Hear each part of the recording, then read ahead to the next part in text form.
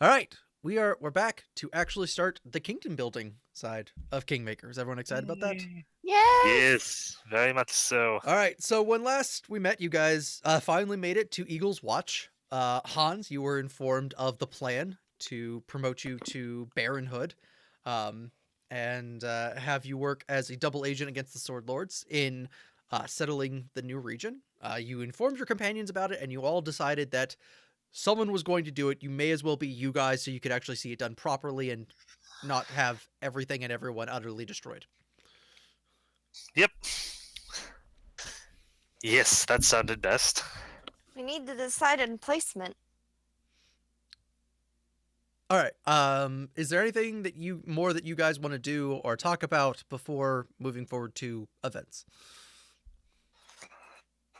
Events being actual kingdom placement or Events being the events that will happen in the week before the coronation. Stuff that I have planned to happen and you people interact with. That's what I mean by events. Hey, oh, okay. role playing, gaming, Yeah, we could do that first. Yeah. playing the game that we're actually here to play. Well, What? I just want to make sure that you guys are like, hey, I thought of a conversation that Hans wants to have with Napkin. And I'm like, okay, we will do that first because you are the players and it's literally your agency. I just create some things to purposely create moments for you to bounce off of in case, because stuff happens in the world and you have to respond to it. But Yes. in case, before we get to that, I want you to have the agency to be able to go and do things. Yep. Oh, suck. Stop that. All right. Um,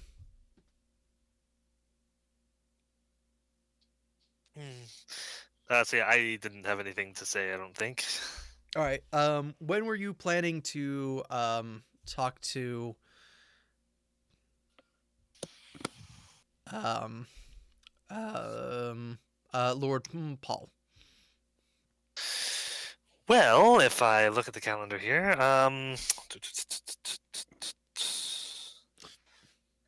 Blech. Okay, That's a good point. What is actually the day of the week? today is the 17th. Whatever day is analogous with Saturday. Shoot. Oh darn! It's not wheel day. Wheel day is the only one that I remember. All right. So if you agree to it, Sunday is going to be the time where the event takes place.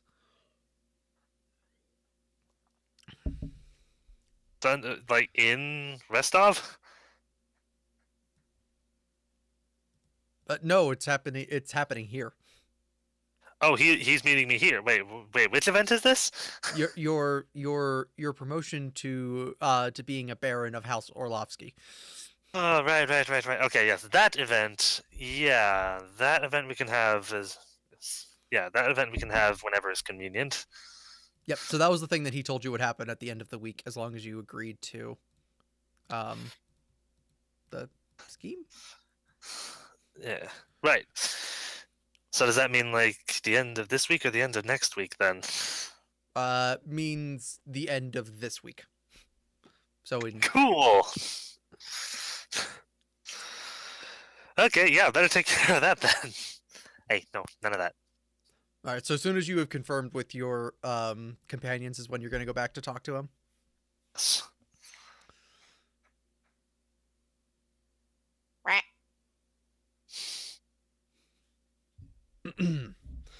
All right. You the steward informs he's of your thing, and he was expecting you to come back and talk to him sometime soon, because of the time sensitive nature of everything that's going on. So you are once again entered into his study. All right.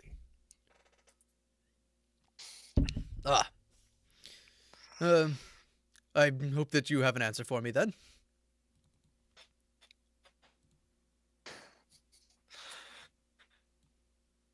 Yes. We have decided that we shall go ahead with the plan that you have proposed. Good, excellent. In that case, then, They're on board with it. I, All right. And I assume that means that you are then also on board with it?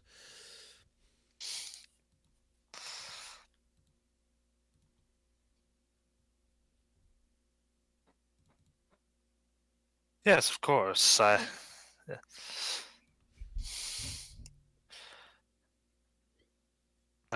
Yes, I am always I am always there to help the family.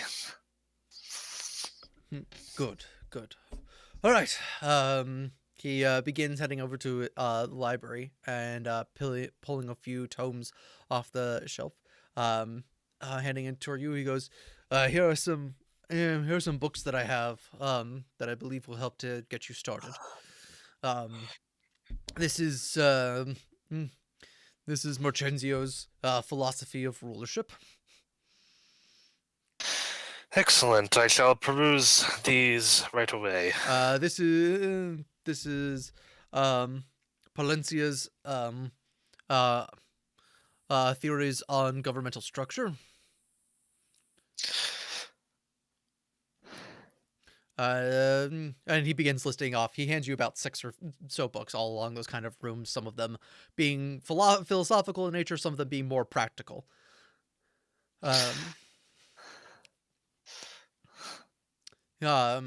He goes, "If you have any questions for me, you may ask. If not, I do have a few words of advice to go over, and I would like to have a meeting with you tomorrow to sort of discuss and give you advice so that this adventure may be as successful as possible." Of course. I shall see you in the morning then. Excellent. Right.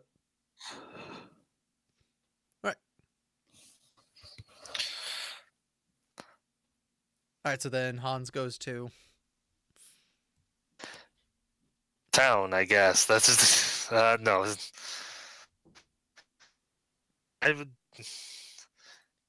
I assume he learns via that the general knowledge I already have about the kingdom building system. Yeah, kind of. All right, cool. Got an idea.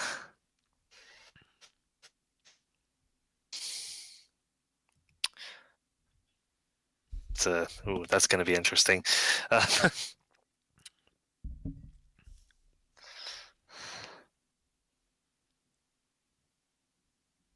right.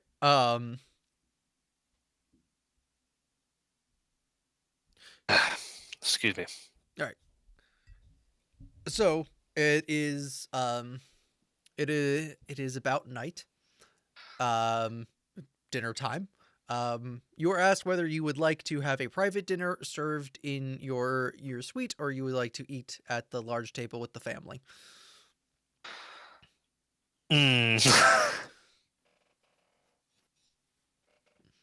Ew.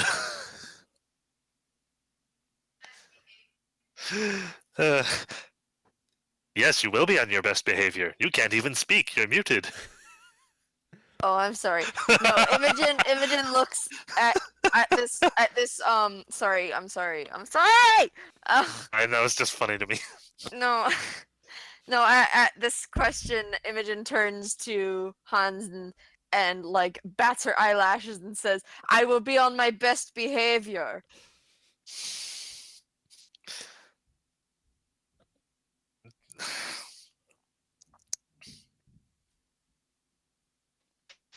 Thank you. I will. Yeah, I shall.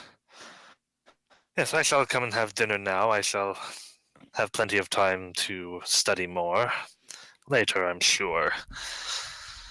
Very well. And your and the guests that came with you,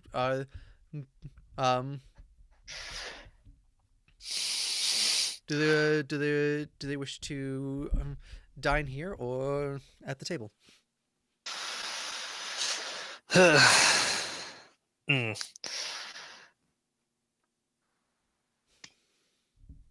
I'm interested to meet this family of yours, Hans.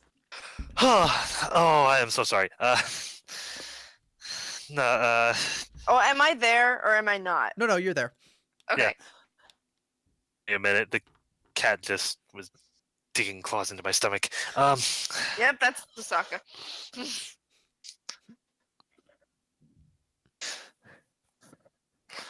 They'll be dining. They'll be dining with me tonight. I brought them all this way. I might as well. It's only proper that they have a nice meal here.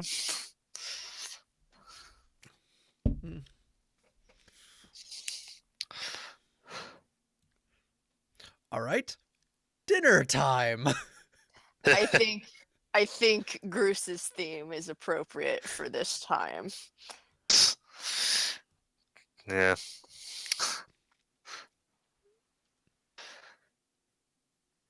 There's a dubstep remix of Groos's theme.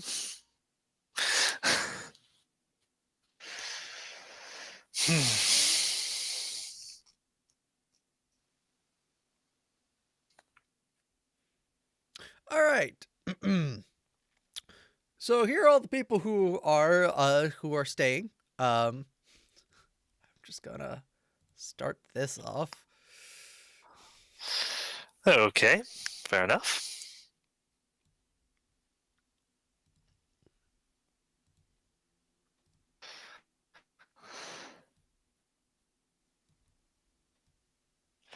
Ooh, I'm so cool. Look at me with my fingerless gloves. And me not I think really it's- holding my sword. I think it's finger tips only.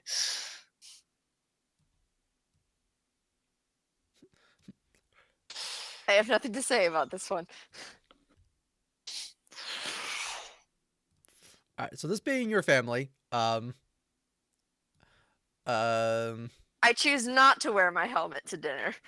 that would probably be best. Ooh.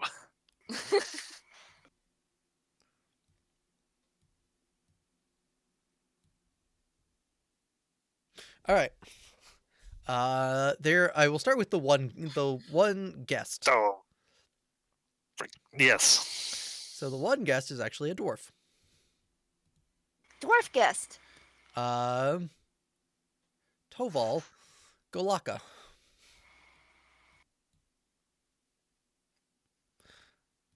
Jeez, his sword is as big as he is. Well, I guess if it's a Was- Zweihander, it would be. Yes. It is size appropriate in that case. All right. Hans, give me a knowledge nobility check. Yeah. Okay. Whoop. There are so many things there. Your sheets.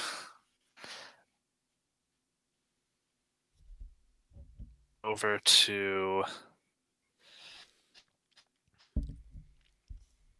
skill. There it is.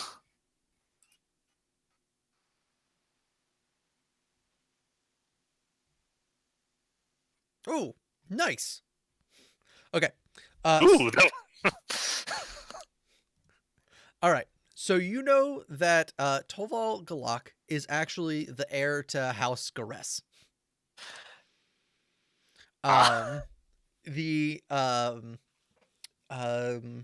The Lord of House Gares lost his son a while ago, and so Toval was a ward of his. The son of the chieftain who lived in the mountains. All of the dwarves disappeared the same time that House Rogervia disappeared. And he is the only one to survive. And so he has been made the actual heir to House Gares, which has caused quite a bit of political problems. And I'm assuming that the actual heir to House Gares was the only member of that house to disappear with the dwarves. That is correct. Yeah, he was visiting up and making sure that they were behaving. Okay. And yep, and that entire section of civilization disappeared. Huh. It's like, and Hans is thinking, ooh, I picked a bad night to be making subtle jabs.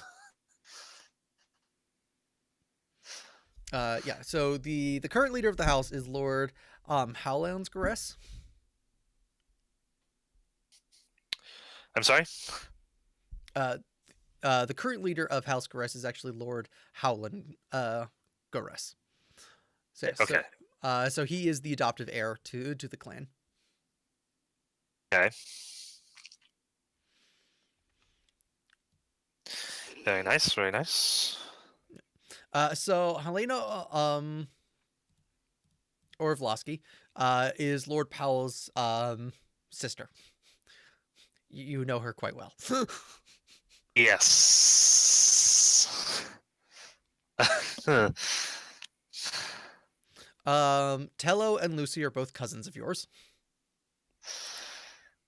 What Okay, exact that's fortunate. what exact amount? Anton Sommer is like you. He is from a lesser house that is underneath the Orvlosky house.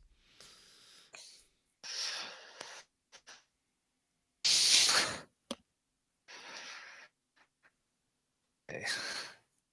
And Stella is Wait, quick question. Is it Orlovsky or Orvlosky? It's Orlovsky. Okay. anyway. Stella is Telio's mother. His father, her husband, died. He's currently deceased. How? Yeah. How unfortunate. How unfortunate. Yes, that is a tragedy. Unlike everyone else is wearing like noble-ish style clothing, except for Taval and Lucy. Taval is wearing more combat style gear. And Lucy is wearing Pharasmian what would she is wearing the mark of a woman who is devoted to the Church of Pharasma.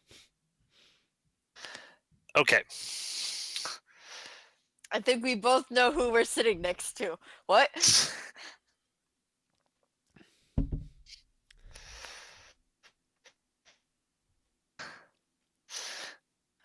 Because Imogen's probably going to come in, like, not wearing her warm winter coat, but her armor at least.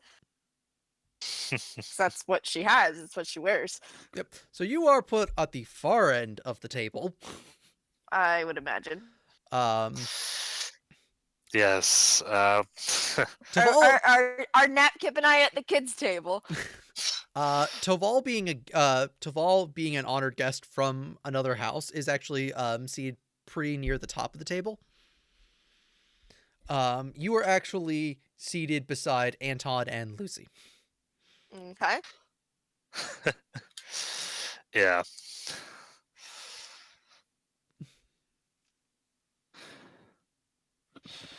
Yes, when they all enter, Hans will say, please excuse me, please excuse me, I decided that since this was a rare opportunity, you wouldn't mind if I brought my guests to have dinner with us tonight. Lord Powell states, "Oh no, of course, they're quite welcome. That's why the invitation was granted to them. We just knew that you had a hard journey and that you may that you may not wish to come to a public gathering." Yes. Then Imogen bows her head slightly. yeah.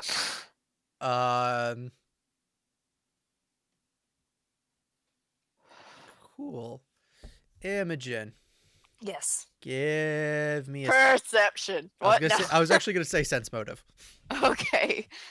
Let's see here. I gotta open my character sheet. Here we go. Character sheet. Scroll. Skizzles. And sense motive. Here we go.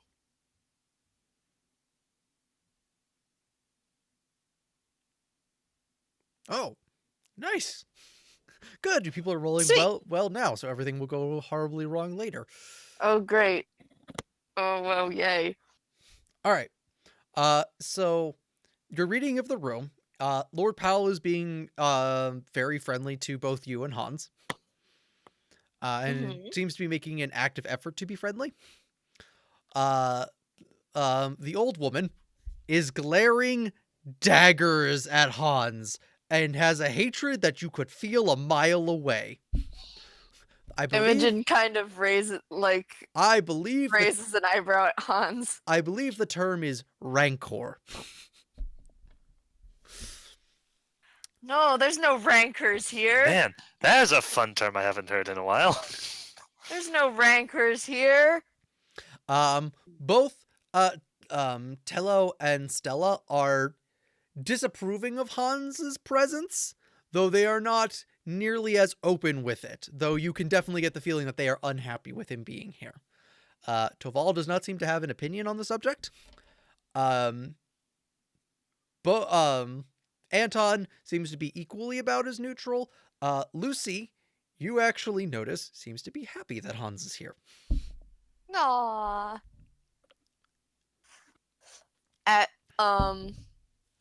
Okay, so Powell is being friendly. Stella is the old woman, right? No, Helena is the old woman. Oh, okay. Helen. Okay, she's not listed here, so I got confused. She should be. Oops. I don't see her. There she is. Okay. I missed her. Sorry. Good grief, that is a wonderful picture.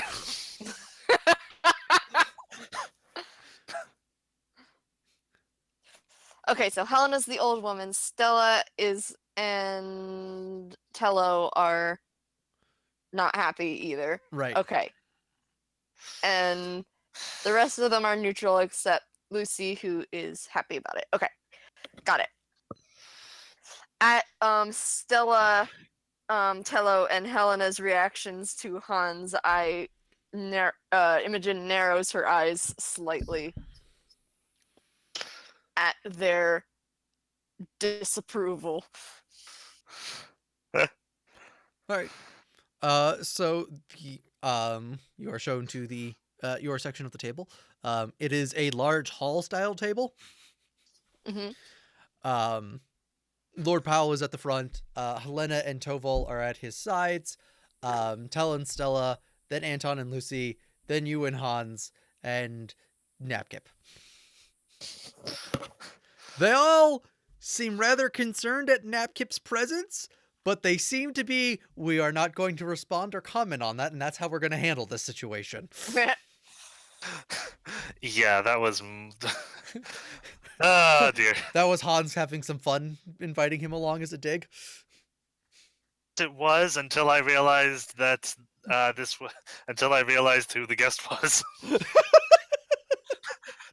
Then it suddenly became, oh crap, I've screwed myself big time. As we're walking to our chairs, Imogen leans into Hans. I will say this. Toval seems... No, never mind. She's not gonna whisper. Never mind. She's not good at that. I won't make you make a stealth check. Oh, okay. She's just going to make a kind of a dig and say, "Oh, I guess it would be a bad idea for me to invite Borvo to the table." Yes. Toval seems is fine with Hans and you, and then he sees Napkip. And he does not look happy with current situation, but he looks like he has enough tact to not comment on it. Imogen straightens her shoulders and puts her hand on Napkip's and I will say this: it is not obvious. It is just you got really good sense motive check. Okay. It is as I said, they're actually all doing, to normal people, a pretty good job of masking their feelings. You are not normal people.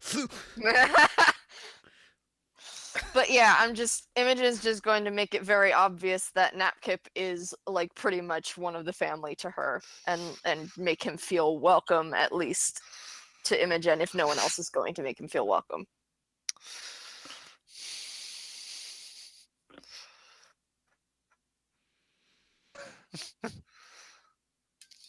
And like during the meal, she's probably going to make like pointed conversation with Napkip just so that like he Nobody doesn't else feel talks left to out. him. Yeah, because no one else is going to talk to him, so she's just going to make sure that she's talking to Napkip during the meal. All right.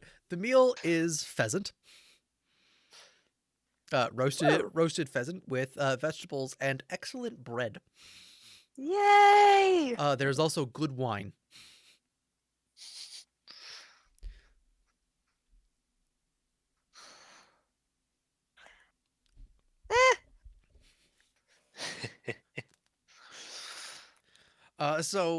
Dinner chatter. Imogen's going to drink to be polite, but she doesn't want to like get inebriated because she wants to pay attention. That's fair. So when you are initially seated, conversation begins and continues. You are greeted by both Anton and Lucy.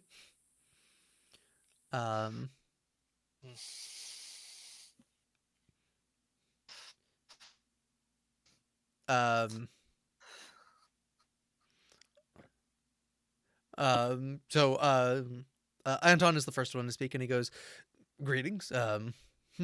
Greetings. I don't believe we've had the pleasure of meeting before." Yes, Imogen extends a hand and says, He was talking to Hans directly. "Oh, I'm okay. sorry. I'm sorry. I thought Hans knew these people." No, he knows of them. He doesn't know them. Okay. Or some of them Sorry. he knows. I just Yeah. assumed he knew who Hans was, and so he was talking to me. I'm sorry. He goes, Pardon me, I wasn't 100% certain of that myself. That's Okay. fair. That is one of the problems of playing online. You can't see me actively looking in Caleb's face right now. He extends a hand and he goes, "I heard that we had some more guests in the castle. I believe I've heard of you. You're the surviving member of the Gunch clan, correct?" That is, I will shake his hand. That is correct. I am from. My name is Anton. I am of House Sommer myself.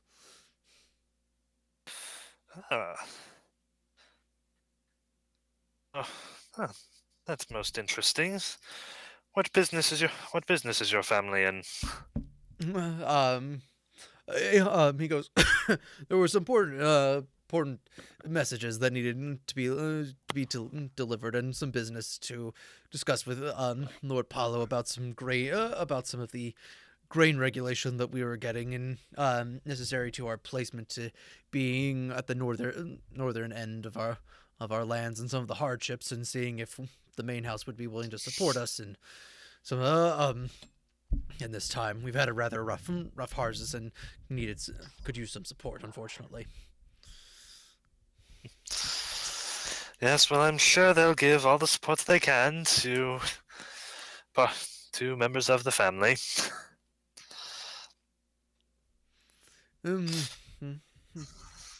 Indeed. And then you hear greetings as well, cousin. I don't believe we've met either. My name is Lucy.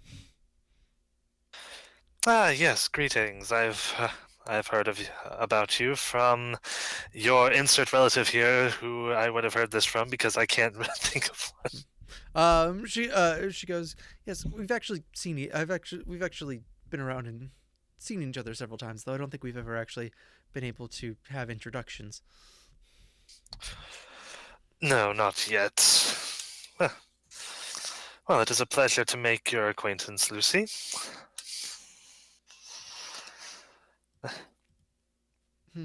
She goes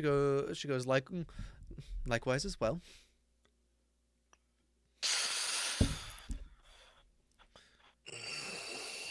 It is a good. I guess it is good fortune that we are able to meet now before I have taken the last of my oaths. Oh yes, that is That's correct. You, yes. So you're officially joining the church now. She goes, yes, um, at the end of the season. That is most commendable.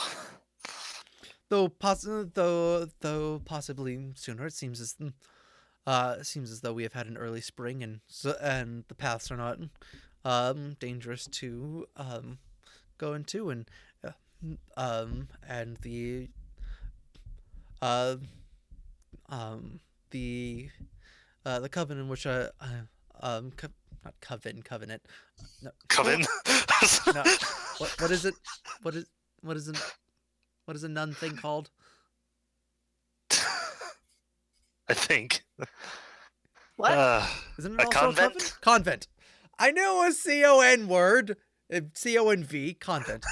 She goes, the road to the convent has melted earlier, so there's a good chance that I'll be leaving sooner rather than later. Very nice. Very good. Very good. I May I ask, if you don't mind me asking, what made you interested to follow the faith? Give me a sense motive check. Roger. I will find. Whoops! No, I'm already there. Sorry, I heard something, so I was navigating away from the page. That's fine. Since these. Can I make one? Yeah, go right ahead.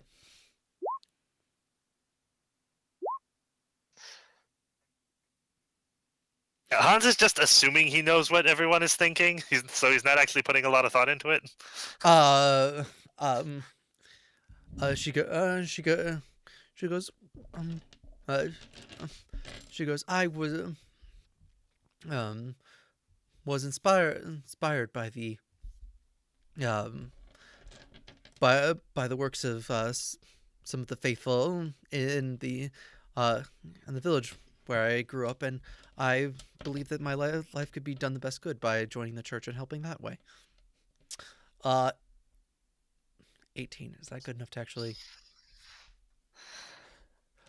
You get the feeling that that is not completely untrue, Robin, but there is another main thing that she is not mentioning. You feel like she's purposely holding something back. Imogen raises an eyebrow, but says nothing. So she's not telling a lie, she's just not telling the whole truth.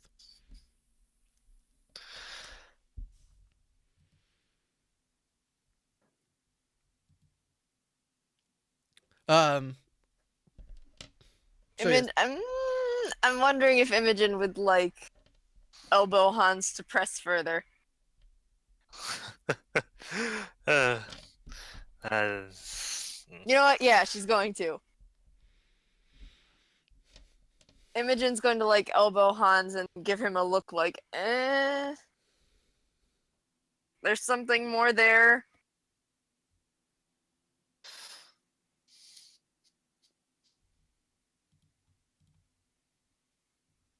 Uh-huh.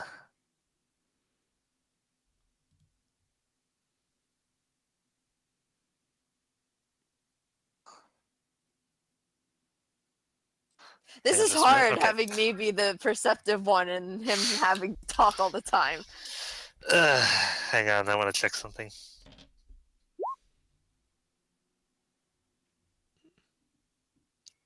What are you trying to perceive? Me? What are you trying to The perceive? gist of... What was that? I was trying to perceive, like, if I noticed that she was giving me a look. Well, I elbowed you, so there's that. Oh, okay, then, yeah, that would help. Yeah, it's like, if you want to give me a look, I'm going to have to give and a sense motive to see if I get what you're doing. Okay. Should I roll something? I have no idea. Okay. Okay, you can give me a bluff check and hope that you crit it. A bluff? Bluff is basically because you're basically trying to convey something secretively. That is Okay. technically, you use bluff for that. You're very sneaky. I almost crit it. Oh, so close. Okay, so you are a good job at being subtle. You have done a very, very good job of trying to communicate things to Hans. Hans is having a hard time with the situation, and he's been drinking a little bit too heavily tonight. Because he doesn't usually, but he feels It's like, I can't deal with this. he needs to be a little bit more polite after the gaff with the kobold. Imogen gets a look on her face like, really? And then she puts her chin in her hand and puts her elbow on the table, and then suddenly realizes, oh wait, noble people find that offensive, and then stops, and then puts her hands on the table, and then stops, because like, if elbows on the table is a bad thing, maybe hands on the table is a bad thing too, and she just puts her hands on her lap and stops. Well, fortunately, it is medieval times, so you are actually expected to eat the food with your still eat the food with your hands. Okay. Except for there is a single fork placed in front of each of you for the vegetables, but the meat you're supposed to eat with your hands.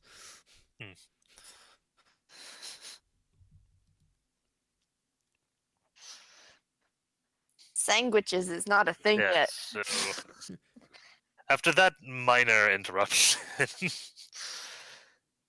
yeah, I guess Hans will just get back to talking.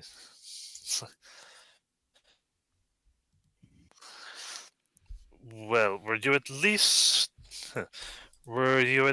able to make it to one of the temples to celebrate the Day of Bones 3 months ago? She goes, yes. She goes, yes, fortunately, I was. Yes, fortunately, I'm feeling tongue-tied tonight. Yes, fortunately, I was. I was only here to meet with, to meet with, Grandmama, softly. My mother is not too happy with my decision to join the order, though it is my choice that I am able to make, and she was hoping that one final talk with Grandmama would be able to dissuade me. It has not.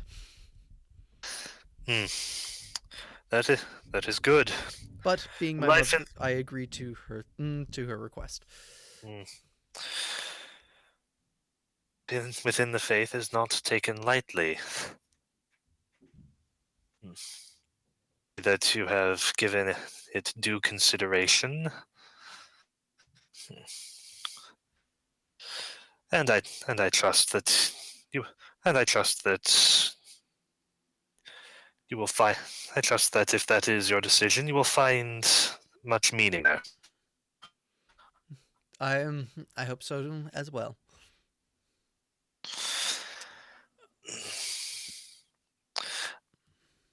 Yes, regretfully, I was unable to attend service myself that day, but I was able to make do and celebrate after a fashion. Ah, yes, I heard that you have performing some exploration services for the family. That would make it hard to be at chapel. Yes, quite. But I remained vigilant with my regular duties. Okay. So, you guys continue to talk religious shop, I'm basically guessing? Yeah, pretty much. Yeah, it's actually a very pleasant conversation. Ah, good. As I said, she is actually, like, genuinely warm and friendly with you.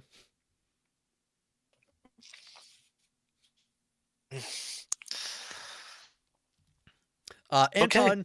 being Weird. a valid vivid hunter, actually holds some of that conversations with Imogen about stuff like that.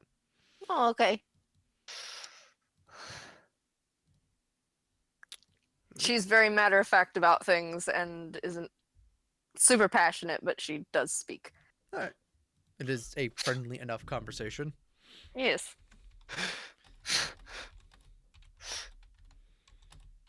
Actually, something that's coming up. She subtly tries to include Napkip in on the conversation as well. Hans tenses a bit. The only other thing is you overhear discussion. No, at the main side of the table is actually about some of the stone that is going to be coming. That's what seems to be the reason that Toval is here.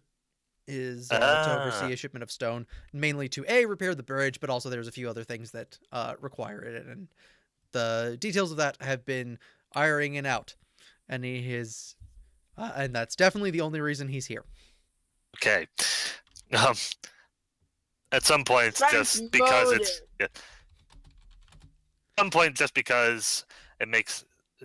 flavor, Hans will interject into Imogen and the other guy.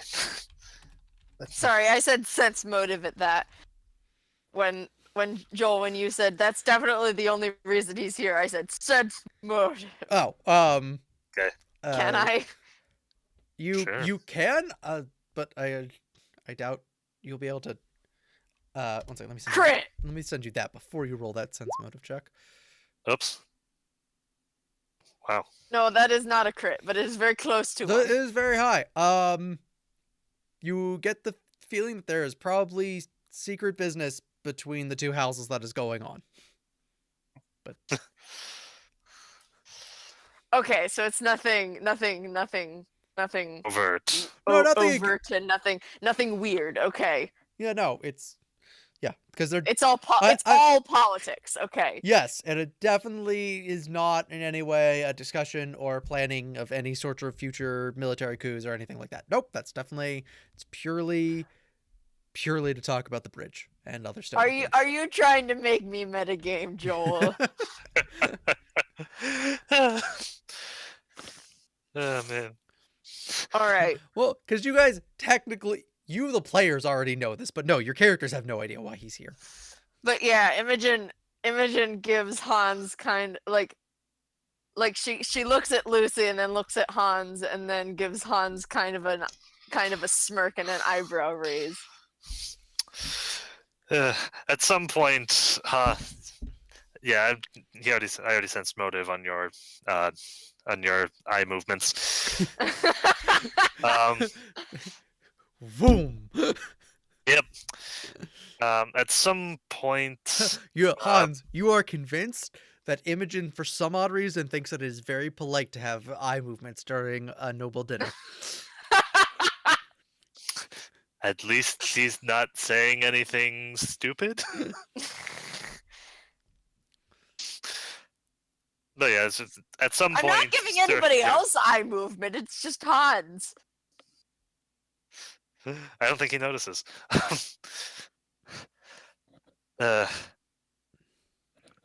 Random thing. At some point, Hans will interject a little bit into Imogen and Anton's conversation that Archer Feast, the holy day for Aristil, is coming up in half a month. Imogen acts like she knows what you're talking. No, I'm kidding. She probably would have read up on it in the book that she was given. If it was in the book. It's in the book. Okay, it's in the book. Okay. I need to actually give you a printout for some of the Aristil what stuff. What is actually? Yeah, I probably did read it at some point. It's just I don't like mark it down. But yeah.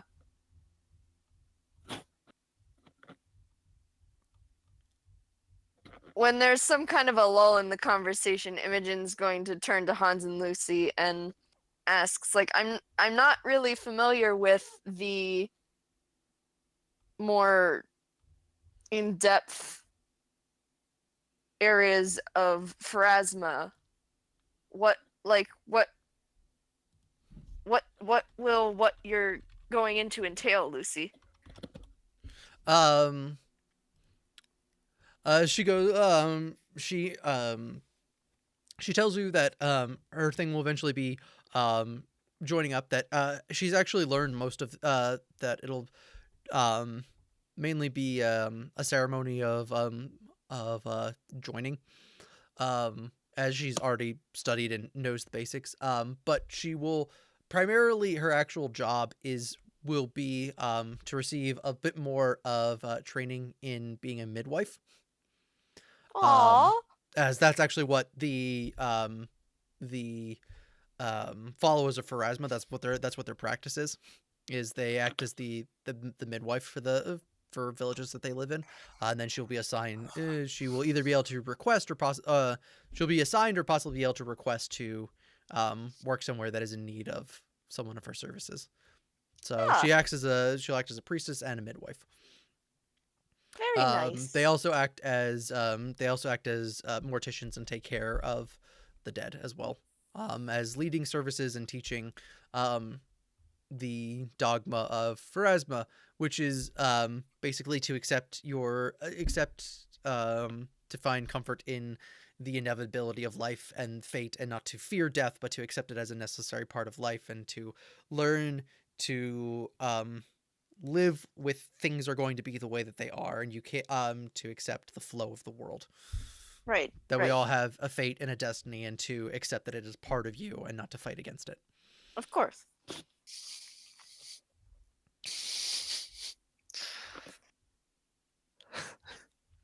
Or at least that's how Joel understands Pharasmian. Okay. That sounds about right. Does Hans have anything to add?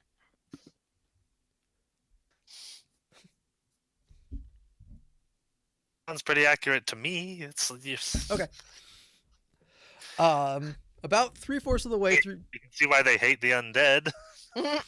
Yeah, because they're all about the natural. Cycle of life Yep. and death.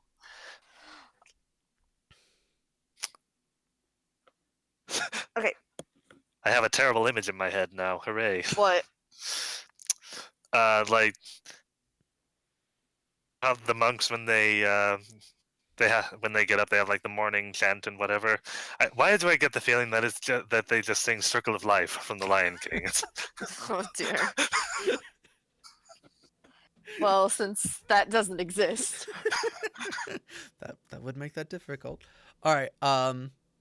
So 3/4 of the way through dinner, and as I said, you guys are. Fortunately, you have two people to actually have a pleasant dinner conversation with. Oh dear. Oh no. Lord Pow and Galak and Toval seem to be very much talking business during dinner, though though the other three members of the family do interject in their conversation, and they do interject in theirs every once in a while. Oh dear.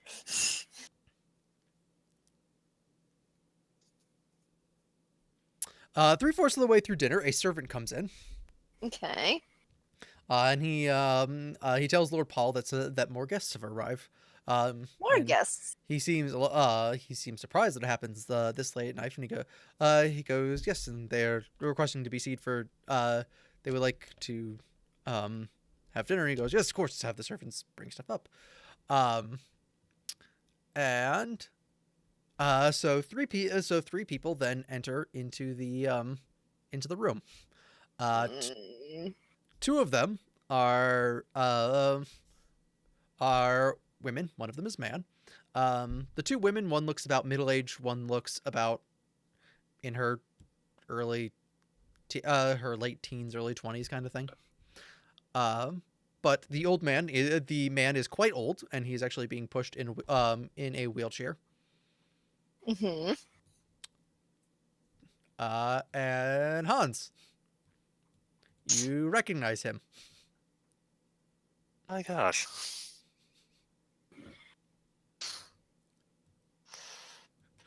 You hear, I'm not dead. I can, I'm not dead, Bree. I can push myself. Thank you very much. Okay.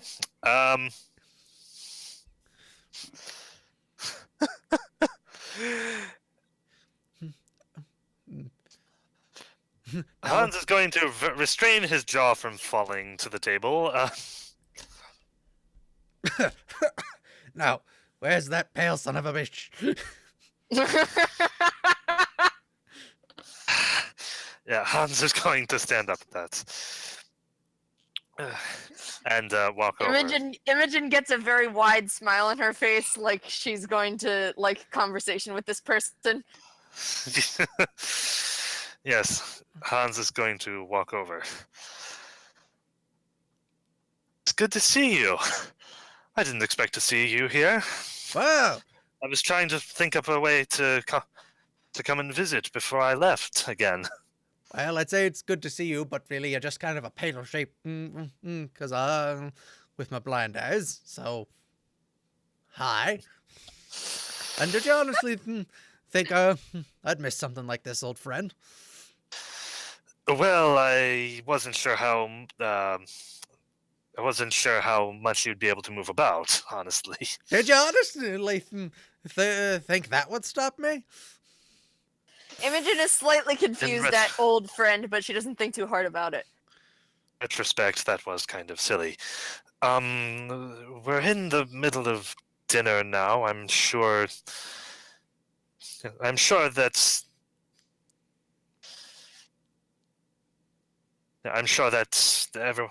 everyone won't mind hosting you here tonight. I'm talking to everyone else now. Just kind of like,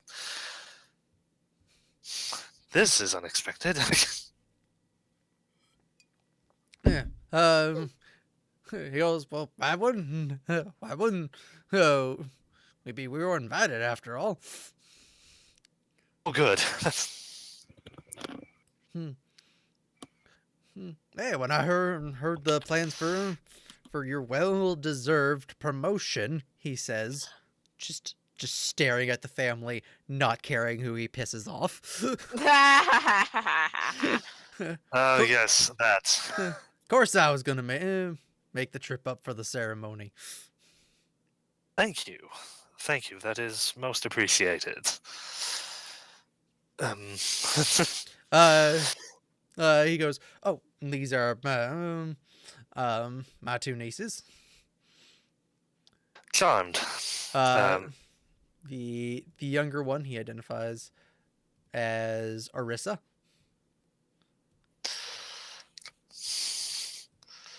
And the other one he identifies as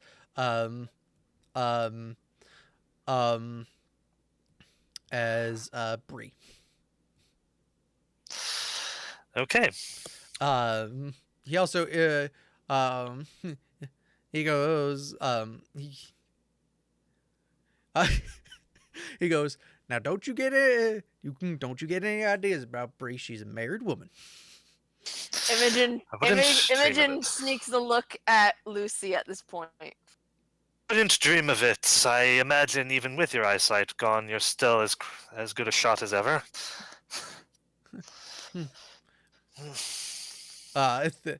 Both of them seem slightly embarrassed at their grandfather's behavior, and he goes, "Yeah, well, it was a long trip. Let's get some food."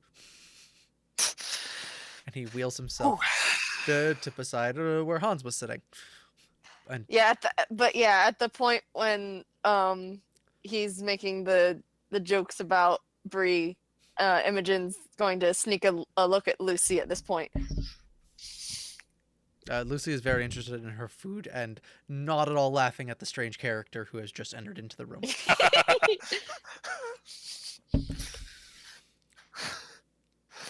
Oh dear. Make his way over. Rudolph, I was just using some of the skills you taught me for the past few months out in the Stolen Lands. These are some of the people who are there helping me. This is her name entirely, Imogen. Imogen, that was me forgetting. Yeah, what's really funny is I had that moment earlier where I was making notes for some stuff, and I was like, and Robin's character, Lithoniel. No, that's not it. That's another entire character campaign and player with that character. What Imogen? That's what it is. That's another elf. Sorry, something about me kind of likes the idea of Hans being drunk off his butt. and not being able to remember who she is. No. Oh dear. Yeah. But yeah, she stands and reaches to shake his hand. Yes, Imogen, this is Rudolph. You'll like him. Uh, I'm sure. He extends a hand. He goes, "Always a pleasure to meet a pretty lady." not just a high huntress of Aristil as well. Ah,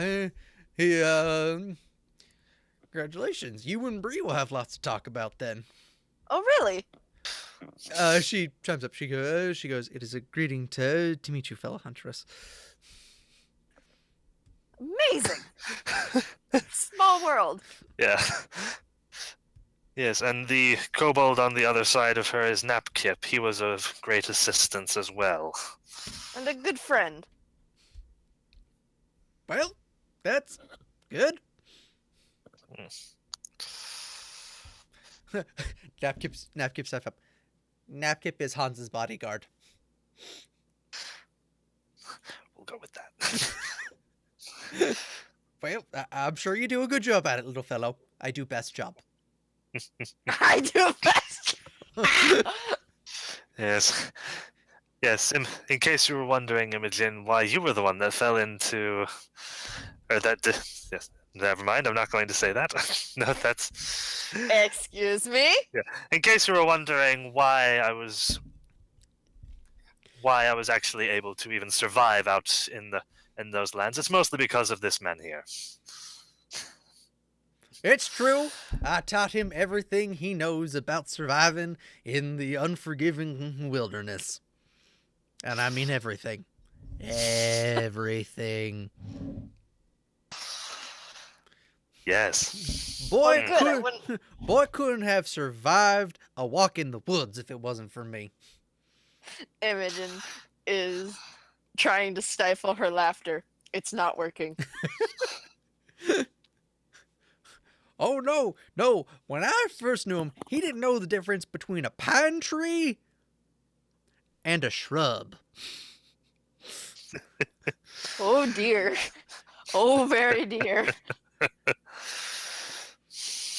And then there was that one time with the poison oak. Oh, do tell! That one you can probably skip. Oh, no! I want to hear all about it. He goes, well, lady, it is not exactly polite dinner conversation. Though it is hilarious, and I will tell you later. I will take you up on that offer. Bree seems to just accepting her grandfather being her grandfather. Arista seems very embarrassed at this whole situation.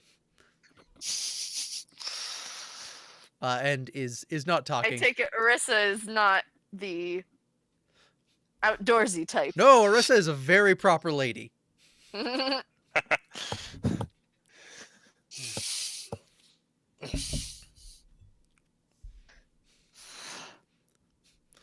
Yes.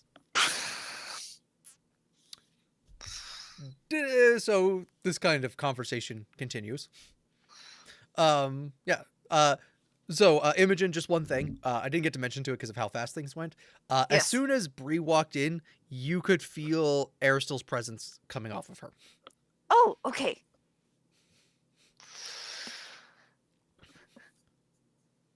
Yes, you guys are basically able to sense the disturbance in the force with each other. Oh, okay. So I guess we talk Aristil and happenings and things. Mhm. And I might speak with her about like Yeah, Rudolph the more things than that I wants to. saw. Yeah, Rudolph more than wants to talk about the stuff that is actually leading the conversation, so you don't get much of a chance to. Okay, And he mainly wants that's fair. to talk about like the actual adventures that you guys had. Oh well, that actually intersects a bit. So yeah, we can Yeah. talk about that. Though he's mainly focusing on what Hans was up to. So Oh well So- then. not rudely, just in the way that someone who's old and doesn't care and does exactly what he wants, and he wants to talk to his friend. Ugh.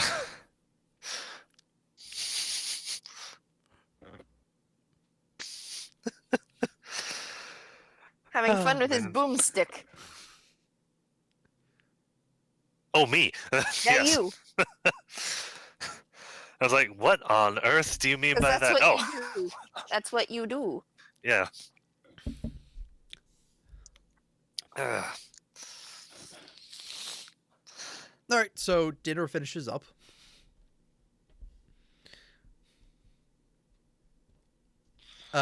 And as dinner finishes up, Rudolph goes, well, as much I love to talk all night. Unfortunately, we had a long trip and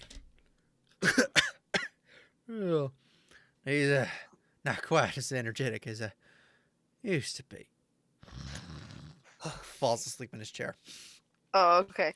the words that Hans was going to say die on his tongue.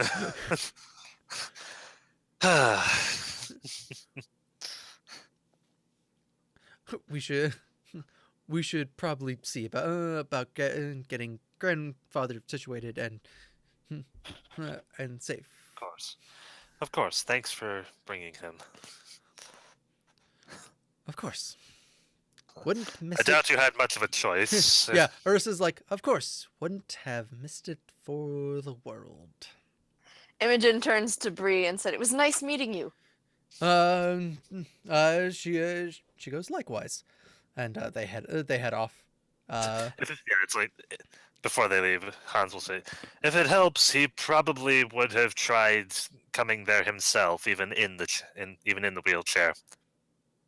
And when you say that, you actually notice, as much as she's embarrassed, you noticed a look of actual, care cross Ursula's face, and she goes, "I know. That's why we came." Aww.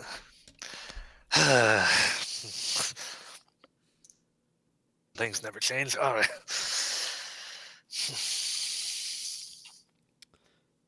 Next day, unless you guys want something else to happen.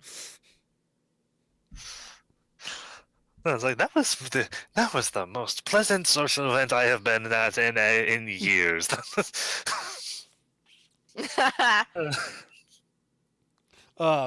You are not super early in the morning. Breakfast is served to you in your quarters.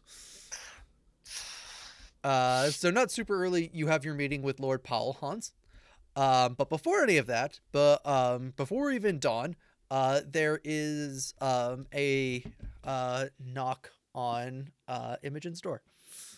I shall answer it. It's Bree. Oh, hello. She is in full hunting gear and also has one of a high hunter's helm with her. She goes, greetings. I have just been informed that a boar, while a wild boar of some size, was spotted nearby and would make for an excellent feast for your companions.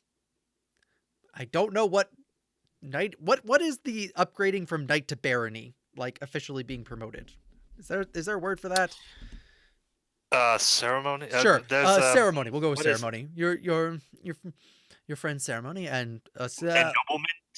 ennoblement. Sure, we'll go with that. For your companions' ennoblement and being as high hunters, we are given the privilege of going after it first. Yes. Yes. I will be right with you. She rushes back into the room and she grabs her bow, her helm, and her coat and rushes towards the door. Let me just. I need to get my friend.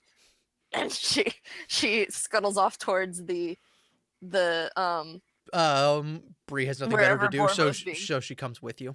wherever Borvo's being kept. Head. It's like the Stabled, I first, guess. Yeah.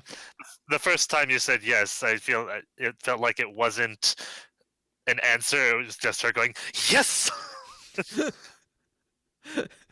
Borvo is in a stable. He is currently actually looking quite snug in the hay, and in fact, it seems though he managed to actually pull one of the blankets on the stable off somehow and has curled himself up in it. Smart boy. Okay, so she's gonna burst in and be like, Borvo, we have things to do. Come on. As a mom, 10 more minutes. One paw goes over his face. Yes. Imogen scowls and pulls the blanket off and like starts pulling his reins up as if like just pulling him out of bed and be like, "No, we're going." Well, I mean, he doesn't have them on right now, but Well, I'm putting them on and then I am tugging. you grab probably would more grab the neck of the neck of his nape where the thing Yeah. is. Scruff. There's a boar to be caught.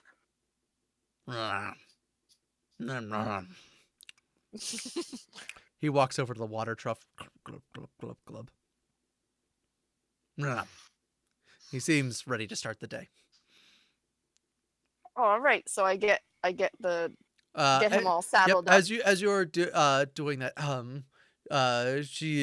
Bree walks forward and goes, "Borvo was his name? Yes. Hello, Borvo. It's good to meet you." She gives him a scratch behind the ear. He gives her a lick on the face. Yay! All right, so Imogen shall mount Borvo and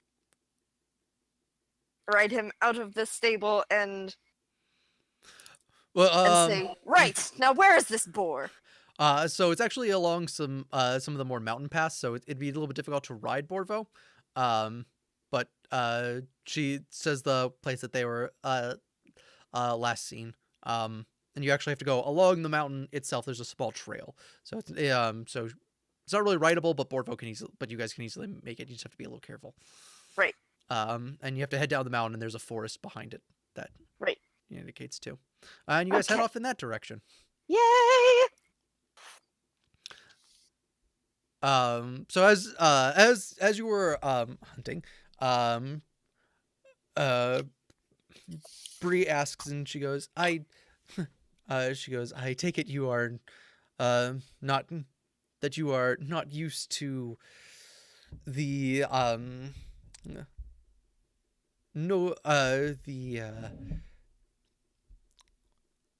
high society life that your friend has brought you into. Oh no, not at all. Don't die. Wrong hole. Well, right hole, but No, don't die. did not go down the correct tube. That was supposed to go into stomach, body, not lungs. Oh. No. All right. Need a minute? Whew. I think I'm good. Okay.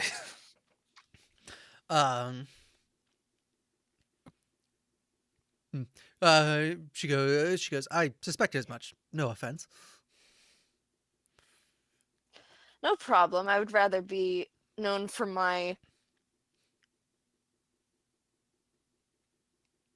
I can't words, I'm sorry. I'd rather be known for my work in the wilderness rather than my highfalutin tact or whatever. Yes, well, some of us aren't so lucky and have to be known for both. Imogen gives kind of a pitying look and continues on.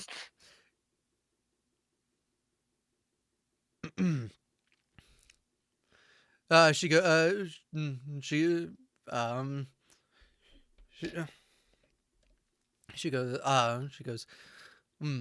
unfortunately, I don't have to be in the game as much as my relatives.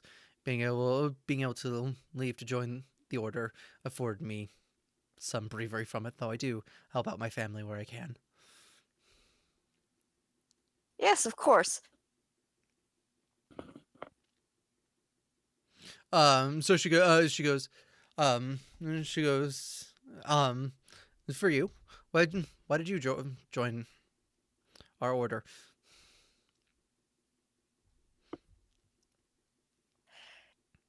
It was more out of.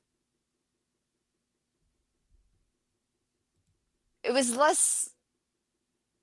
I started following Aristil as Aristil kind of pulled me along.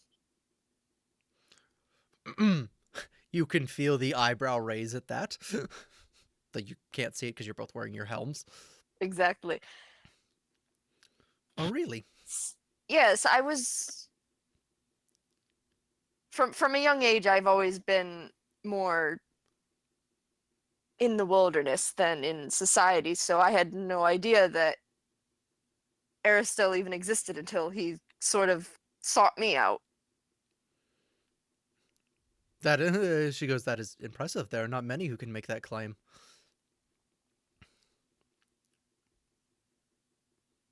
Imogen kind of blushes a little bit because it's like she didn't think it was that strange, but okay. Hmm.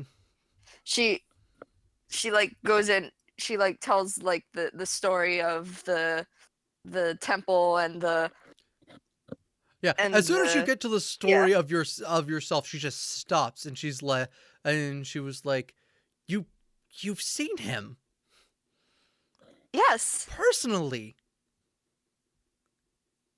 Imogen is kind of taken aback by that, but she says, "Well, yes."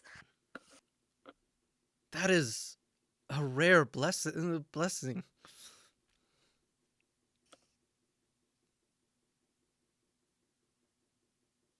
I hope to be worthy of it, I suppose. Oh, that's good to hear. I just she goes, I don't hmm, I don't know any other hunters that he's ever directly ever appeared before. Though I don't know any who apparently has done a great of deed for the faith as you have.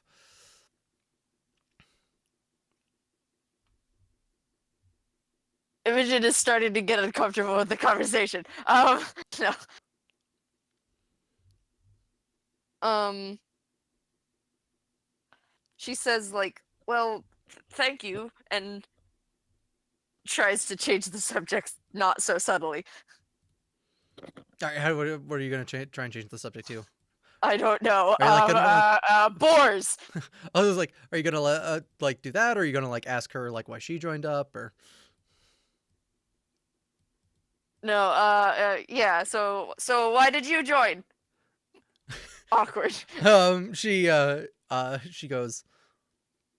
She seems equally as shy and goes, love. Imogen raises an eyebrow, but she can't see it.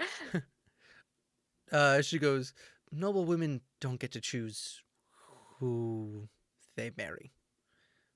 But I always found a connection to Aristil. He's been, my family has been as faithful as your friend's family has been to, uh, Pharasma. We followed his ways, and I was good at it, and I met my future husband that way, and and I could leave and marry who I wanted, while still remaining close enough tied to my family that I could help them when they needed it. Imogen frowns and says, "That's very sad.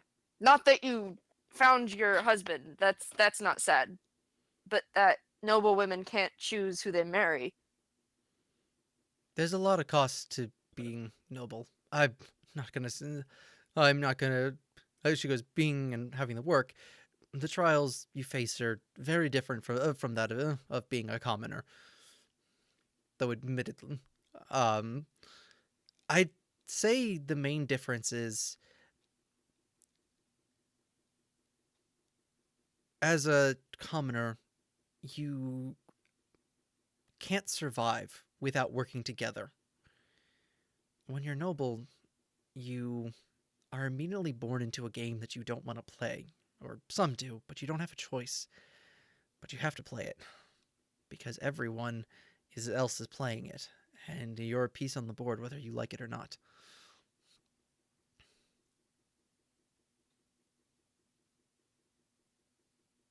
Imogen silently scowls at this information.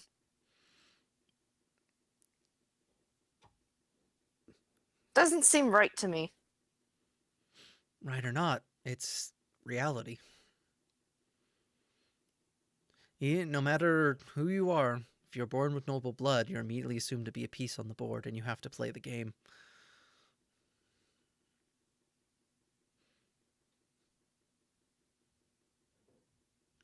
That's why family is so important to us. They're the only people, they're the only allies we have. No matter any other, and even then, you can't fully ever trust them. You have Then do you ever really know what family truly? Yeah. I guess not trusting your family. Not so much immediate family, mothers, brothers, sisters, though obviously sometimes betrayal happens that way, but you never know who in your own family is looking for power or outside of it. But it's all you have. They're the only ones you can trust. Any other ally, you never know if they're being bought off, if they're a plant, if they're a spy. Family's the only one you get to trust.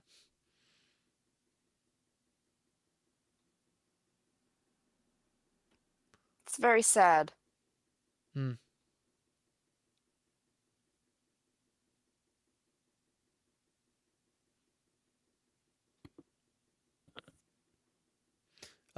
She go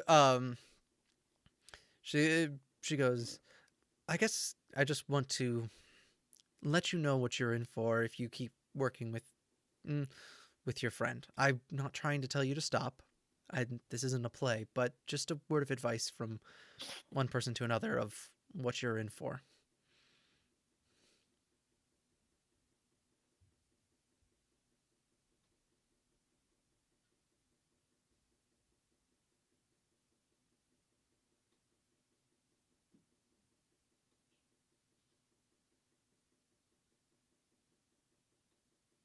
You might think me a fool for saying so, but I will never willingly become a pawn to anyone's game.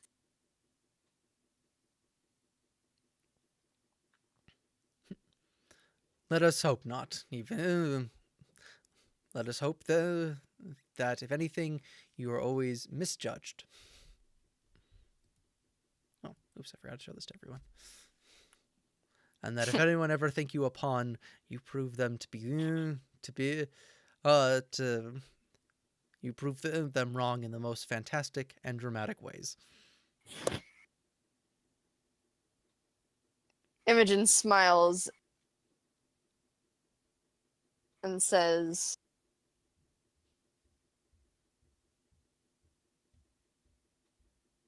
I would hope for nothing less. Hmm. Also, you may have to, fair warning, you may have to make some sacrifices that you don't want to make.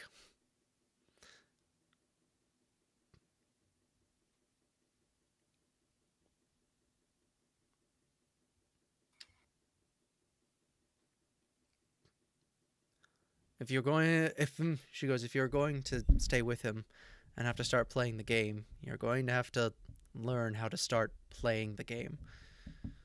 As much as I wish just being a good person and a good huntress is enough, you may need to learn some of our rules, however stupid and silly they may be.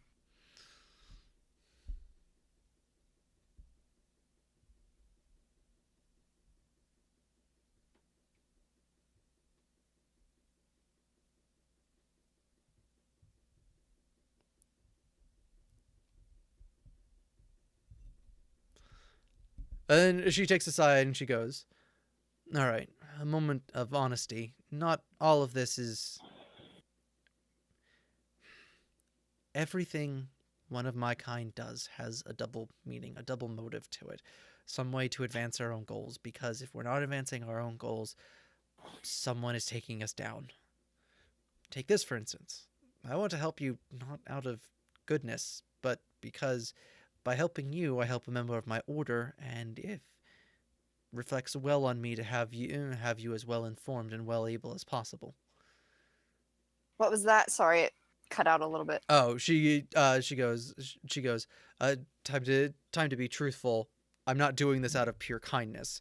Everything that one of my kind does, that nobility does, it's to further a goal and an aim, because unless we're doing that, then we are losing, and if we lose, then it's those we care about who pay the price, those who we want to take care of and protect.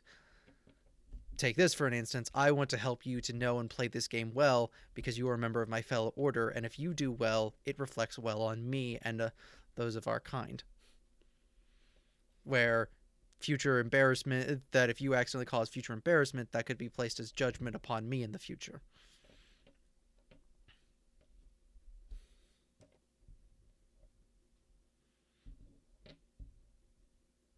Imogen sighs.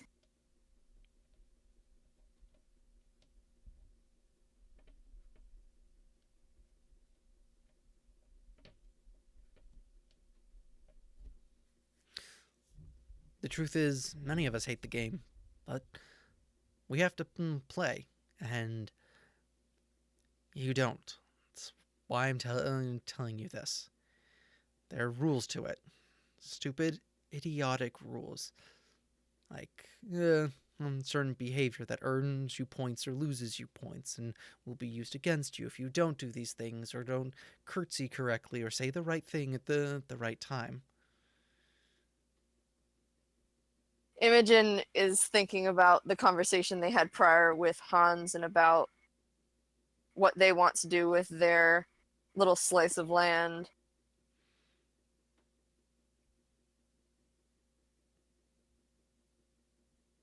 And she says,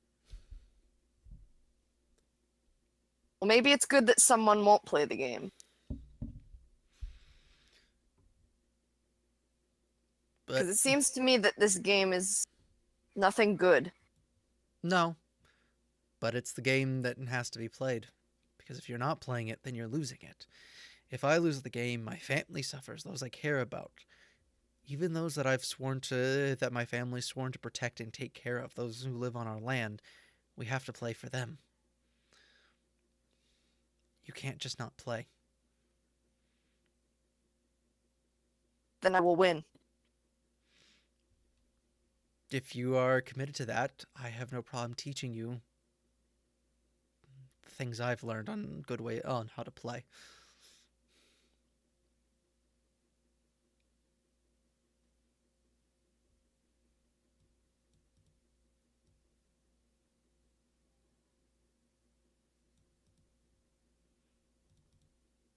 Imogen sighs again.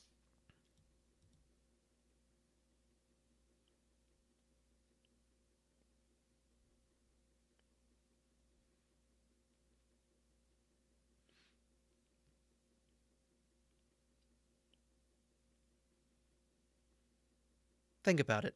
Let me know. As as for our target, she leans down and looks at some tracks in the snow. It seems that he seem pretty fresh, and I think he's to the north of that. He's just a little while to the north. Then let us go. Imogen draws her bow. All right, and the hunt continues. Ta-da! Hans. Yes. You have your meeting with Lord Powell, where he just kind of talks to you and gives you as much helpful advice as he can. Yeah. Just basic maintaining a barony and everything that's involved. The main thing, so the main part of the conversation is he goes, the other important thing is who you choose to who you choose on your council. Yes, I've been giving some thought to that. It would certainly be... Yeah. It would probably help smooth things over to have it positions, or at the very least, some of them filled with locals of decent standing. It's true. The Ironia philosophy, which is the one that I've been taught and follows, suggests that there are nine main positions in any government in any government structure that should be filled. The first is the true leader, be it a baron, a duke, a king, whatever. Next, you will need a good counselor, someone who has their ear to the ground, really inform you what the people are and what they are like. Of course, you'll need a general to lead any armed forces, a diplomat to send and talk and have to interact with people, a high priest to lead the religious matter. Have you determined what you want the dominant religion of your land to be? Not yet. I have a leaning towards one, but unfortunately it doesn't quite. I get the feeling that my personal favorite religion does not necessarily line up with the regions. Mm. I'm still trying to figure out how to properly iron that out. Well, usually if the leader follows it, it has been my experience that the people around it learn to follow. But it also already has major ties to Erastil, including several holy sites and a couple of abandoned shrines. Well, if that is your choice, then you can make it. But if you true to keep our faith and tradition alive, I do have a suggestion in that matter. Please, by all means. He goes, I believe last night you met young Lucy. Yes, I did. Yes, most enterprising young woman. She seemed quite keen to follow Pharasma. It is true, and if you were to decide that you would like to keep the faith strong in traditions, of course, you could still have, you would not have to outlaw Astarial worship and keep it strong, but I may be able to move things in such a way that she would be able to be available to help you. I have some connections and friends in the church, and I could have it seen that her assignment would be to your brave new world. I see. All right, very well. That shall be considered. That's okay. So that's 5 positions. What are the others? Yes, all right. So the next one, he goes, let me go look back at the list. He goes, you'll need a magister, someone who really understands magic and higher learning, who will be able to help in that area. Excuse me. Wow. Okay. Next, a marshal who will be the law in the more rural areas and jurisdictions and the wilderness. I suspect that there is a good chance that you may have that position already filled. All right. Yes. He goes.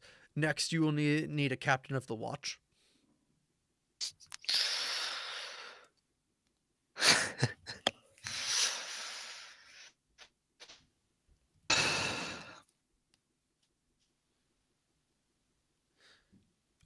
He goes after that a spy master, not only to keep tabs on your other political opponents, but also to keep an eye on the criminal element that, unfortunately, can never be completely eliminated from any society. Yes. A treasurer to watch after the economy, be in charge of tax taking, all of those things.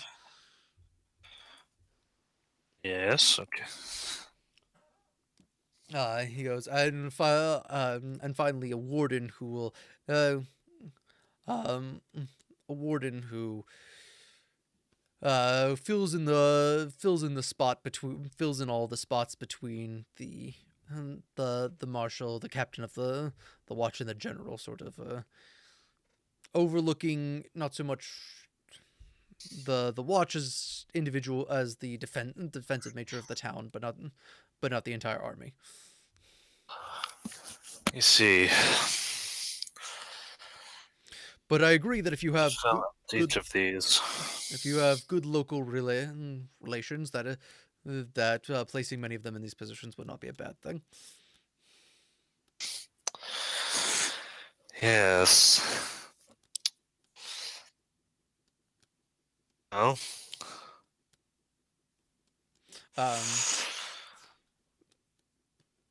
Unless you have anything you want to talk about, he then continues to talk about various ideas and strategies.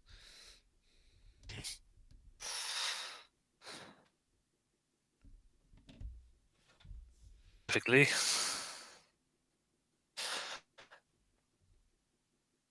What was that? No, not specifically. The after effects of a very unusual night of drinking. Do you have anything more that you want to discuss, or just move on? For now. All right. Cool. All right. So, Imogen, you guys are successful in your hunt. Unless you bring it up, the conversation never gets that serious again. Okay.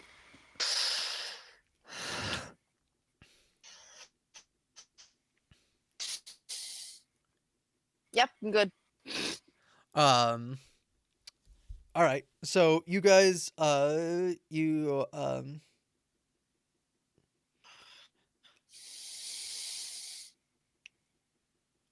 guys return to the castle.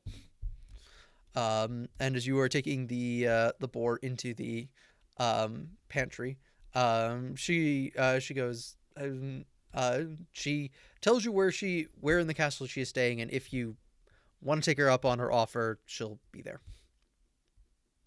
Thank you. As you are heading back to your room,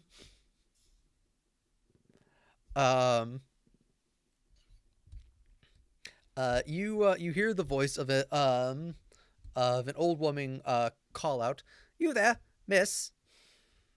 I turn. I'm probably still wearing my helm and stuff. You see Helena sitting in a chair in one of the hallways. You notice that she has a walking stick, and it looks as though the stick has broken. Oh dear. And she goes, "I'm sorry to be a bother, dearie, but if you wouldn't mind helping me back to room, it seems that my walking stick is broken, and with my old bones, it's quite painful unless I have something to lean on." Imogen is slightly suspicious, but she says, "Of course," and goes to It's a help little old lady. Why are you suspicious? I don't know what you do. her. Sorry.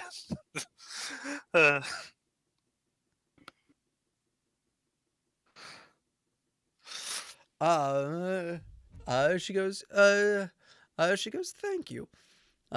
She goes, you are the friends of the Gunslinger, are you not?" Yes.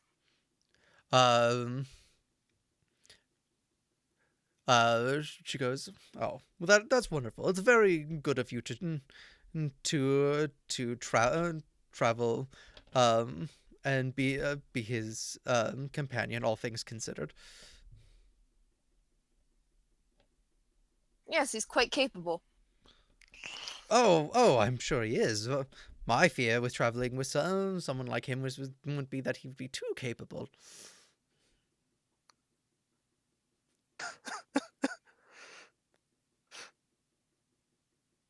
Imogen doesn't quite know what to say to this. She goes, "No, it's very brave of you. I for one don't think I could ever sleep with him around. Yet you seem to have developed a very good working relationship. Very good of you.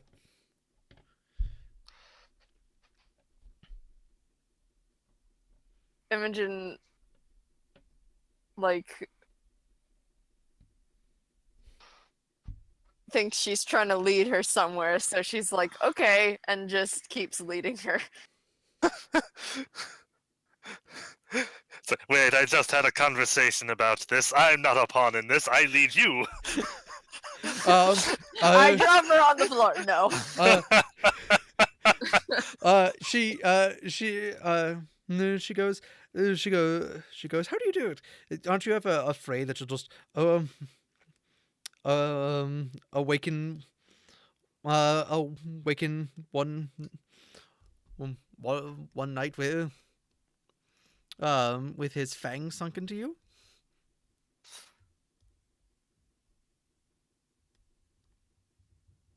Imogen's like, don't ask anything.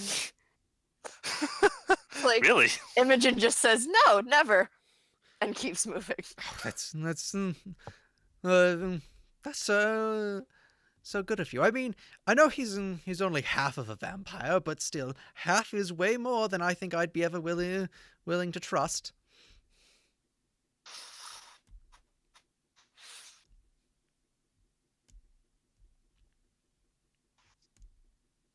Imogen makes a mental note to speak to Hans later, but she isn't going to play the game.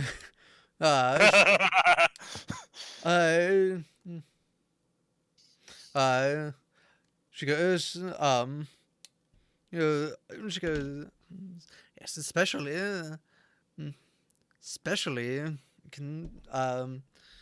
considering everything. I mean, uh,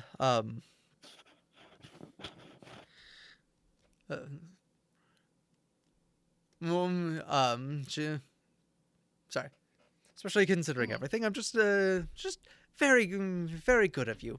Very generous. Just don't be too generous with your life. I mean, after all, that is what, well, got the rest of here. His family in trouble.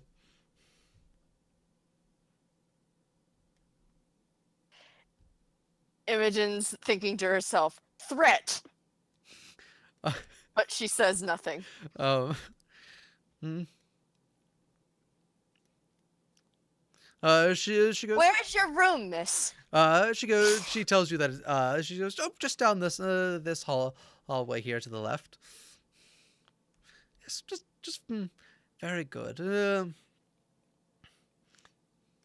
Though I suppose that the boy was always lucky. You should have heard how many,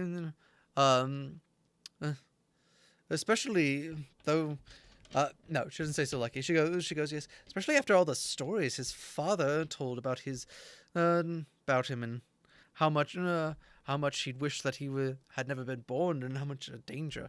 If he just didn't have if he just didn't look so much like his mother, he said, he probably wouldn't have,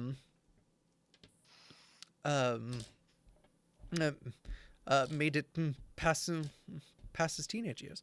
Though, of course, that was long before my time. Just stories I've been told. Oh, I'm at my room. Thank you so much, dearie. I should be able to manage from here. I have another cane inside. Yes, it was nice talking to you. And she poofs inside of her room. After the door closes, she makes sure nobody else is in the hall, and she, like, makes faces at the door. And then turns on her heel and stomps away. All right. So before we have that conversation that needs to happen, I need to use the bathroom real quick. Okay.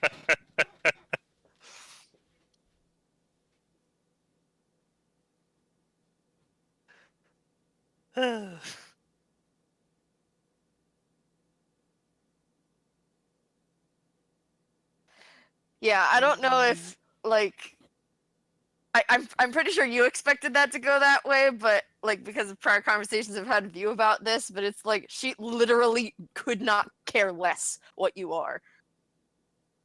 Yeah. Like she had suspicions that there was something not quite right, but she just did not care. Because you had proven yourself trustworthy, and that was enough for her. And it was similar to the guy that she saw in the crowd that she was pretty sure was a half-orc. She knows there are like social reasons for hiding those things, and she doesn't understand them herself, but she understands that some people might not be happy with having those things worn on their sleeve. Mm-hmm. I'm back. Hello. Yes, All hello. right. So I believe after your one-on-one tutoring session with how to lead from Lord Powell, Imogen wants to have a word with Hans. Yes. You find him reading in the suite that you guys have. Is there anyone else around? Just Napkip. I'm sure Napkip can Ah. be part of this conversation. It's good that you're here. We have many things to discuss, not the least of which involves the administration of this place that's being built. Provided you're still on board, of course. Yes, of course. I do have one thing I wanted to speak to you about first, though. What is it? What are you?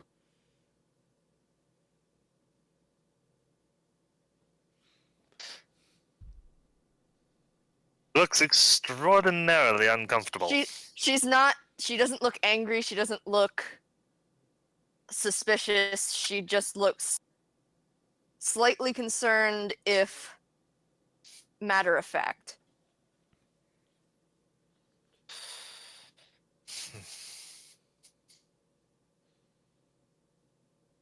I am a member of the Orlovsky family, specifically part of the Gunch branch. Soon to be a Baron of said family. Let me put it a different way. I am a half-elf. What are you?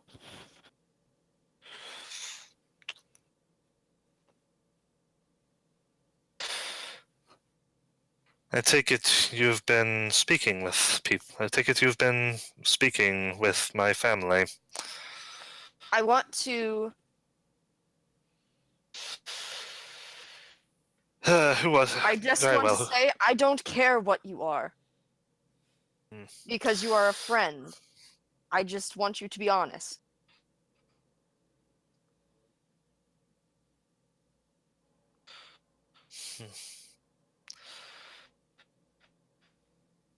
Who was it?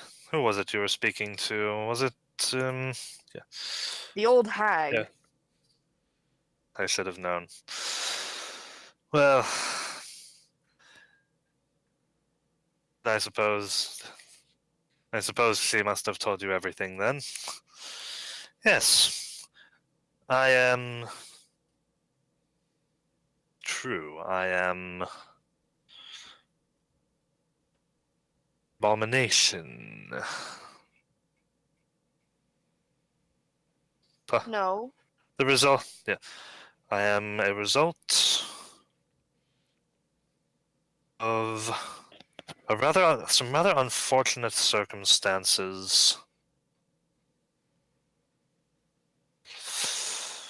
that have cursed me with the blood of one of the undead. Not a pleasant plight.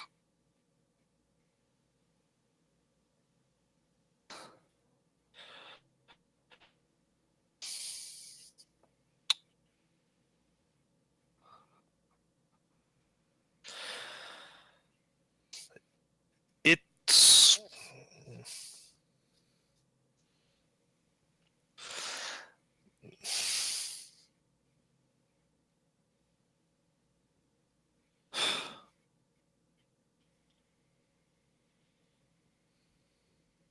I wanted to thank you for your consideration.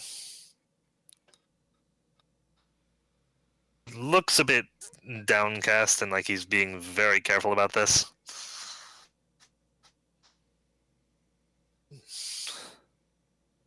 Not You don't have to sure. play the game around me. Sure, you fully comprehend what this information means. Maybe not. Let me.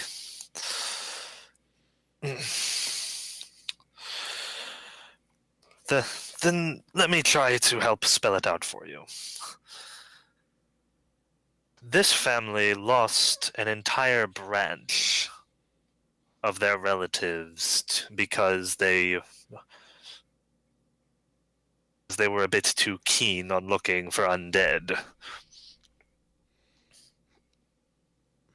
To have some of that strain running through me at all times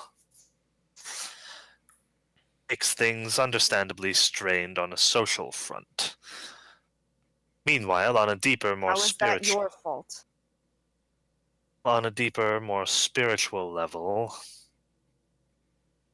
the teachings of Pharasma are very clear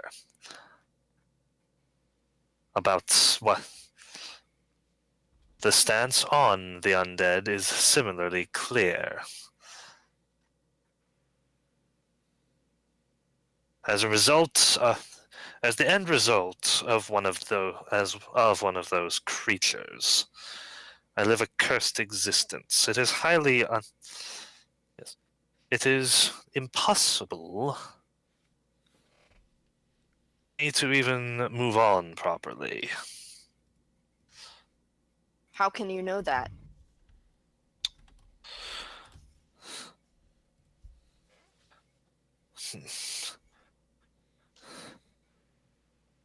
Unlike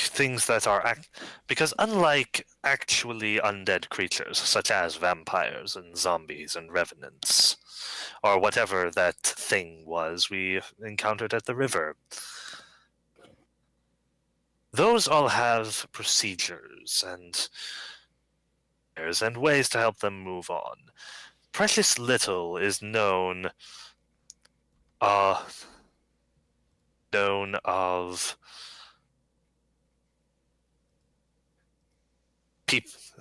people with my condition.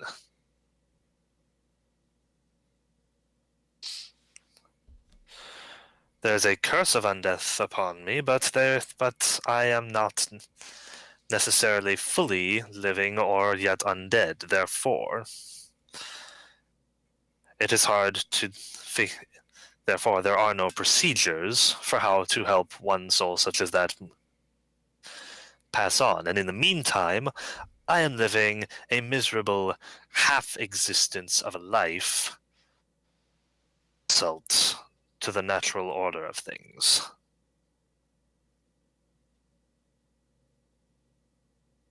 My very existence is hateful. I don't believe that. You may believe what you wish. Rest assured that whatever is alive in me is fighting it. Yes. I've made several determinations about how to proceed from here.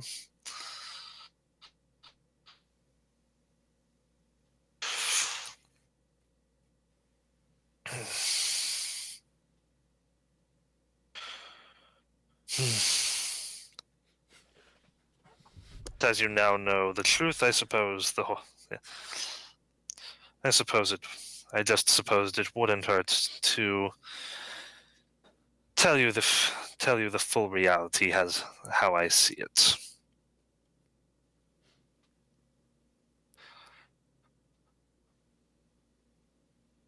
Well, that's not how I see it. being in the room and overhearing this conversation, at this point, Napkip starts sniffing Hans furiously. He I stops, think Imogen understands what he's doing, and she smiles slightly. and he looks at you and he goes, "You smell like person."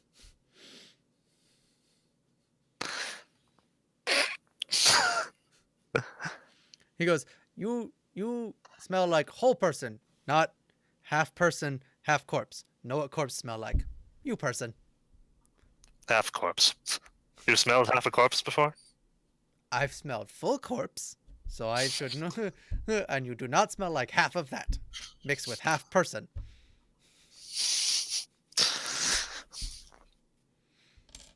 Also, I mean, technically, if we consider one corpse to be all of one person, and then other person be completely chopped in half, Napkip has seen that. Napkip has seen that with you guys. Imogen hasn't smelled half corpse. You don't smell like half corpse. Or full corpse. You don't smell like any corpse. You smell like person. Thank you. Having just watched, I appreciate that it's been noticed. So, no, Napkip puts a hand on, puts a hand. Are you sitting or standing?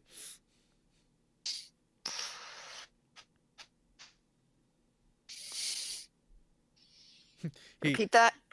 Is Hans sitting or standing? Sitting. He said sitting. Oh, okay. He puts hands on your knee and he looks very intently in your eyes and he goes, "Smell doesn't lie. You smell like person. You're person. Don't matter." That is enough. And in Napkip's mind, this issue is settled, and he goes back to what he was doing. Hans smiles politely at that. Hey, cat. Sorry. Lol. Uh, Let me just put this out there so that I'm making myself abundantly clear. I don't care what you are. I don't care what you think you are. I don't care who you think you are. And she walks closer. You are a friend, you are an ally, and you are family. Thank you for that.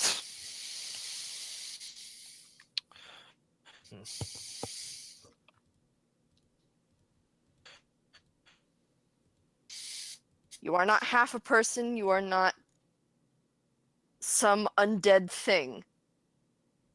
You are Hans.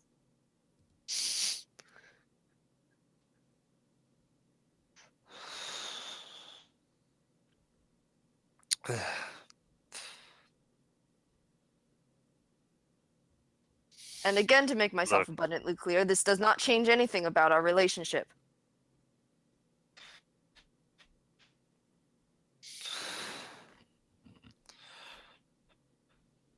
This was a stupid thing that the hag tried to do to put something between us, and I'm here to tell you that that's not going to work. I refuse to play her games, and I refuse to be part of this. Ah. Yeah, that's.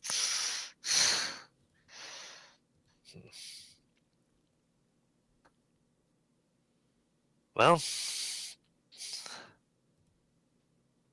thank you for your kind words. They're appreciated. Truly, they are.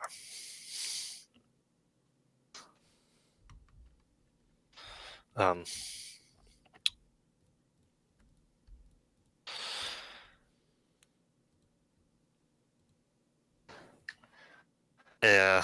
Hans is going to look back down. I did want to discuss some of this with you both before. We don't have a lot of time today, but just to at least get you acquainted with what we need to do. Yes. Okay.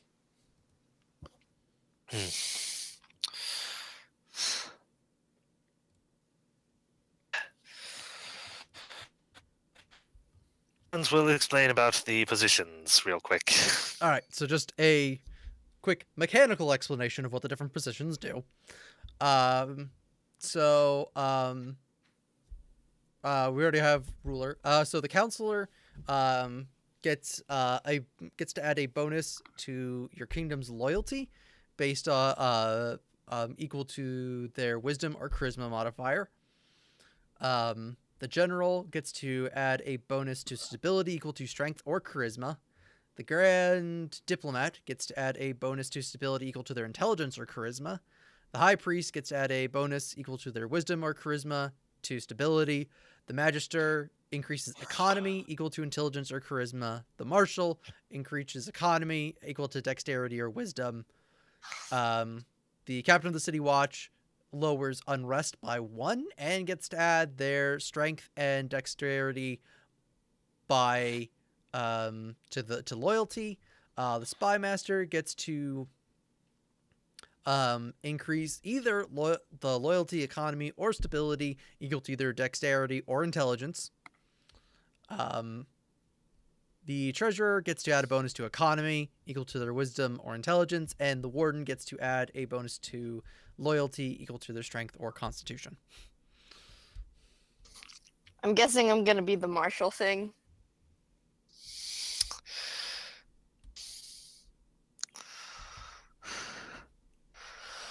Yeah.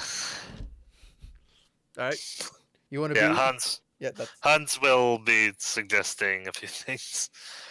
It's like, all right, I was thinking you would be a good fit for the marshal, the counselor, or the treasurer. What was the treasurer again? The person in charge of tax collection and managing the treasury. Imogen raises an eyebrow at this. Brutally honest people I know, I think that would put a lot of people's minds at ease if they knew you were taking care of their taxes.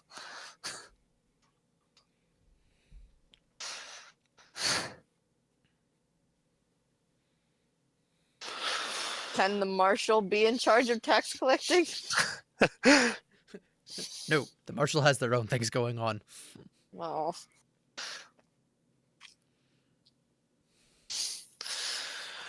Yes, marshal does fit your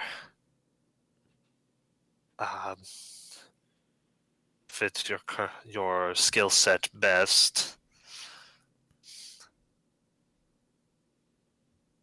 Yeah. Wanted to bring up counselor because basically we think differently, and it's good to have different perspectives on things like that. Plus, you know the people fairly well. And I already explained my reasons for treasurer, so... looking at my stats, I'm thinking marshal. Yeah, that's what I was...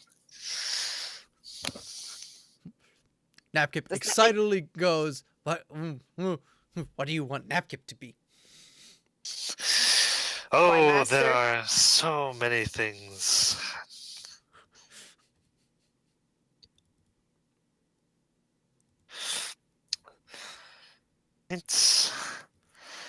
I have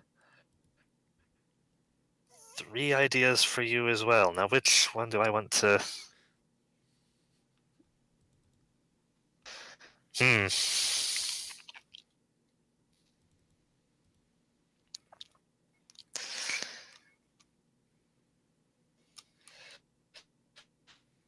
Which one do I want to do this with?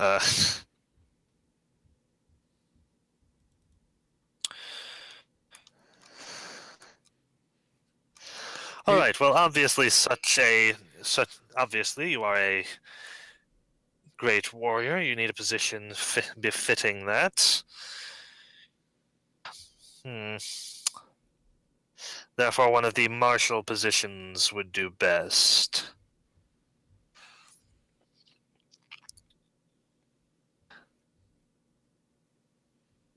Just as a bit of game thing, just as a reminder, Napkip's best stat is his dexterity.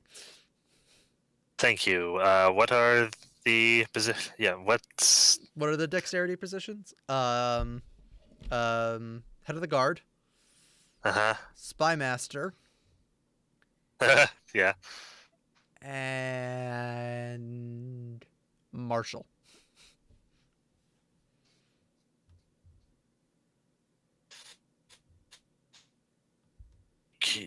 You, captain of the guard, captain of the watch. Napkip beams with happiness.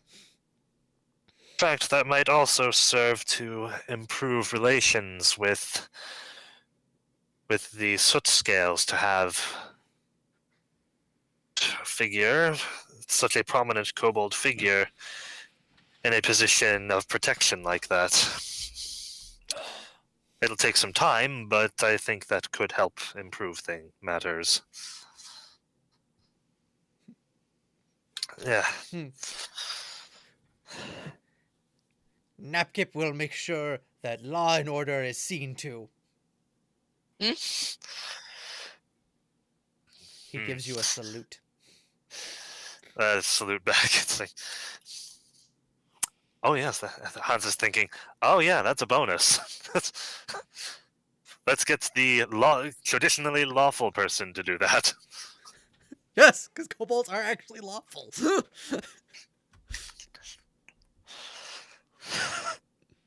Okay.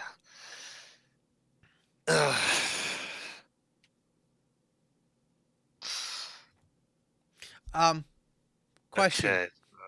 1, 2, 3, 4, 5, 6, 7, 8. Okay. Yes. What are we going to call new place? I haven't decided yet. I have trouble with names.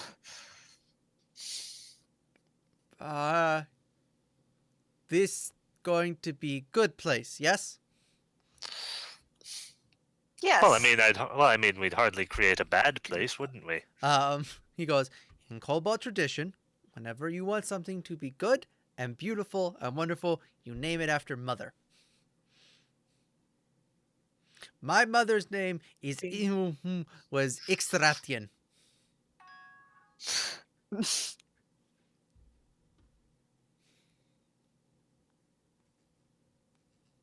Imogen starts thinking very hard. Hans is feels the doing moment. it. He goes. It was just suggestion.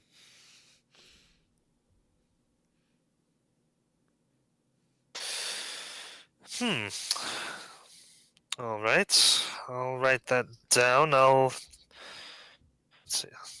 Yeah, I'll start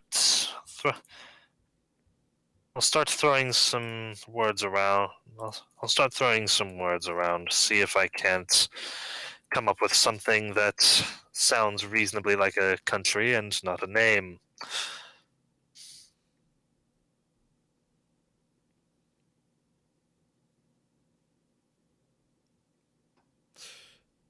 Cool. Oh, so one thing that was mentioned, that I forgot that Paula would have talked about is at your ennobling, which we'll call it because I don't know the actual term.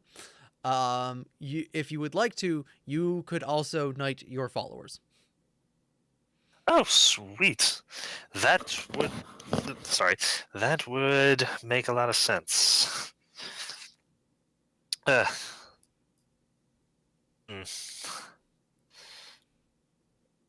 So, yeah. Okay, yeah, I'll bring that up now then.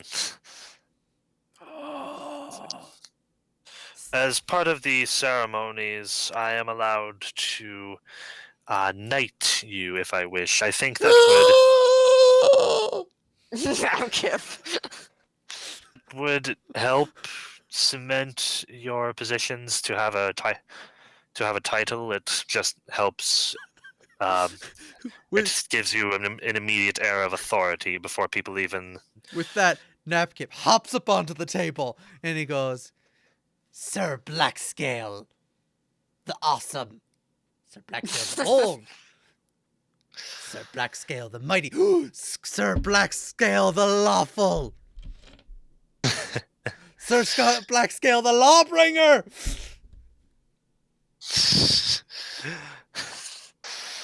Imogen jumps on the table and starts posing as one. I'll tell you what. He is the law. I'll tell you what. I will grant you a title after you have performed your duties for a time. That's generally how. I'll grant you a knighthood now, and I can add an epithet afterward after you have been at your job for a time. That's usually how it goes. Yes.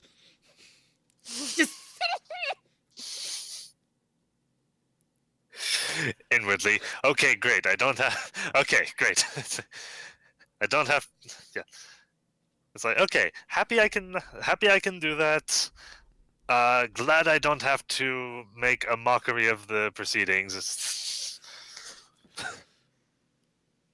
something like that in front of what is most likely the United Front in a war. It's like trying to avoid as big a gaffe as last night. Gaff.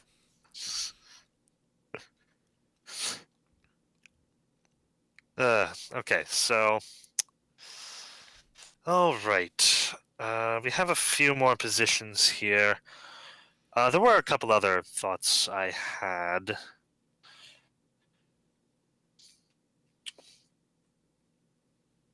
I was thinking we could fill several of these positions with people who were already living in the stolen lands.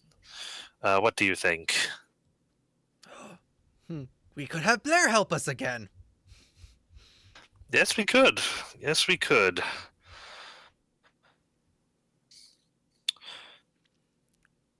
Or which position would suit him best, but there are a few positions I can think of. Ooh, and the nice people who run Trading Post. Sure, they'd like to help us. Thinking, yes, they were one of the other thoughts I had for the position of treasurer. They're businessmen, they know a thing or two about money. They should be able to help with that. Though I'm not sure how well they'd take to having to collect taxes, having been on the giving end of that for as long as they have been. The business as well. All the more. Sorry, I can't words. All the more trust in them that we'll have that they'll be honest. That's true. Yes, and they were good for their word while we were there. We can ask them to fill in that position.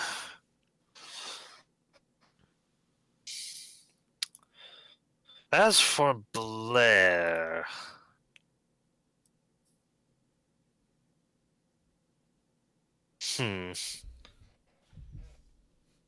I could see him performing as a spymaster or warden, or in a pinch, a magister. I don't really know of any learned mages. He himself is a sorcerer. His magic is in his blood.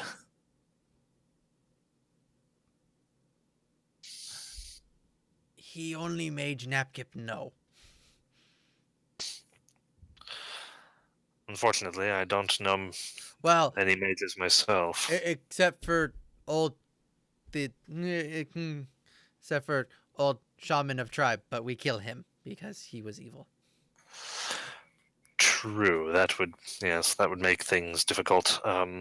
He goes.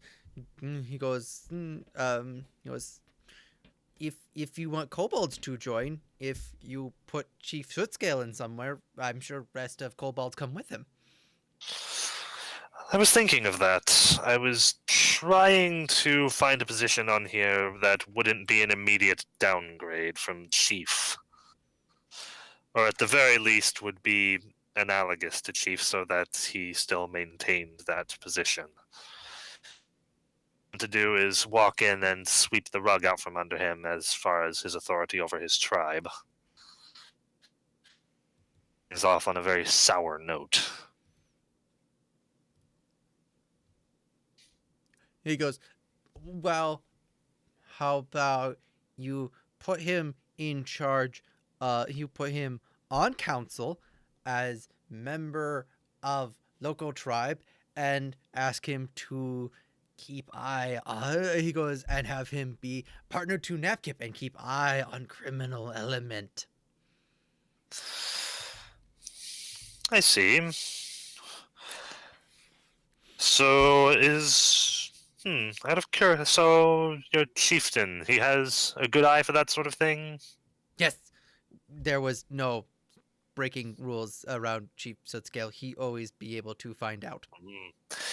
And somehow he always convinced Watching. people to talk, and he was very Yeah. good at watching and not being seen. And just when you think, oh, it's fine, this stupid rule about having this pot here constantly full of bones is completely pointless. No one will notice if some nice little kobold who always want to do the right thing just moves it to a better place, so people aren't constantly tripping over it. But it rule, and all of a sudden, Chief Sootscale there.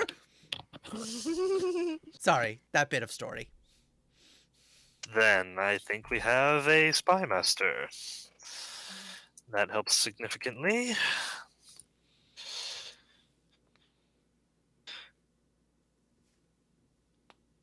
Hang on a moment. I'm busy. You go, oh, right, I actually have a sheet where I can put these names in. Do I have to? Do you have editing privileges? Do not. Okay, give me a second. Can edit.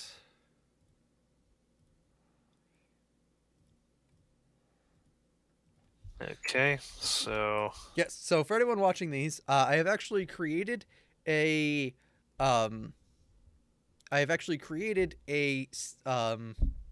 self-calculating sheet for the kingdom that you're supposed to be using when you're playing Kingmaker, or if you're using the Kingmaker rules to start up and begin running a building. And I will have a link for that in the description in case you're like, these seem cool, I would like to use that. There'll be a copy there that you can use and stuff. Sweet. Also, hey, there we go. It took some time. I don't know who it is, but someone is an anonymous Nyan cat on the Google Doc. Is it me? Yeah, I don't know. It might be. It could be. I think it I might think be it is. me. Okay, so skip that one. So the reason that ruler is on there twice is... I know why it's on there twice. Okay. It is me. I am the anonymous Nyan cat.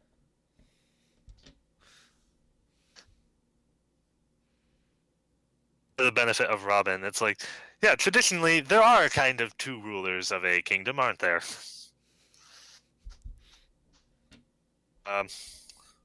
What?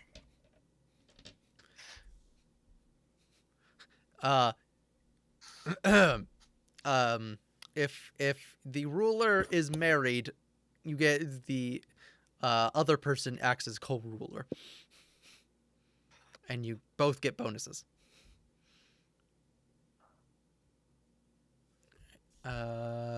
Imogen, is your Yes. dexterity or wisdom higher? Dex. All right, what is it? 18. So that's a +4. Yes. All right, so then that's +4 there. And then Napkip is currently +3.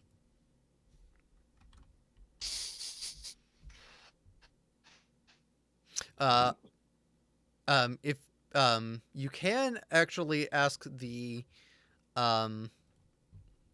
Levitans to fill 2 positions. True.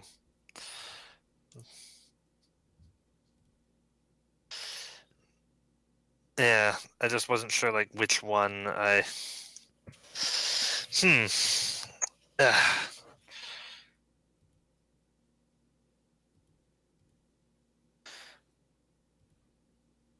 All right, so let's do that for now. grief, what would Svetlana do?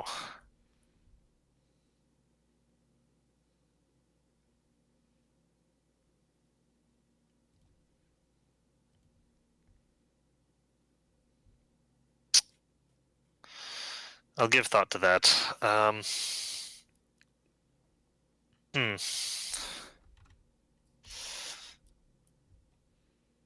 All right, Imogen, what do you think? Would Blair make a better? All right, I have two positions I'm considering Blair for. One is the head of magic in the kingdom and sort of the things of that nature, and the other is kind of a special go-between for all of the different branches and services and people. Generally takes care of things. So the wardens focus on city defenses is what their City focus is. defenses. Okay. On second thought, making him a magister. I was gonna say their secondary role is to act as like the go-between between like the general and the chief of, so the captain of the watch is in charge of things that happen inside of the city. The warden is in charge of protecting the cities. The general is in charge of raising troops and the army. And the marshal is in charge of the of enforcing law in the outlying rural areas of the land. So, okay, we have a slightly difficult one here. All right, Hans, I'd like to ask Hans, what's your charisma bonus? 3. Nice. Yes, I just upgraded it. Good. That's important. Actually, speaking of abilities and skills and stuff, I have 4 that I have. I need to go look up Blair's stats. It's been a while. I have 4. I'm thinking I might put those skill points in sense motive, but I won't be applying them for today.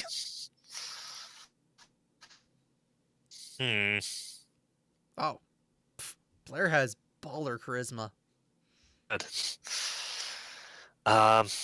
That's very good for a sorcerer. Yes. Right. Yes, it is. Is it good for a magistrate? I have no idea, but I literally know no other mages. Yeah. Yeah.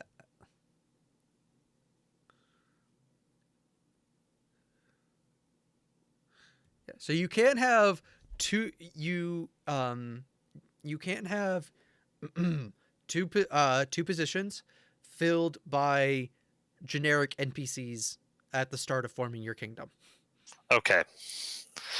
So if I can't think of a position or someone to fill a position, there'll be people who will temporarily fill it in, but you can only have 2 of those positions that way. Otherwise, there'll be vacancies.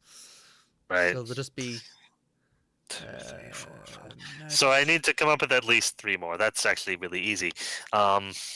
Ooh, they do use charisma. That's good.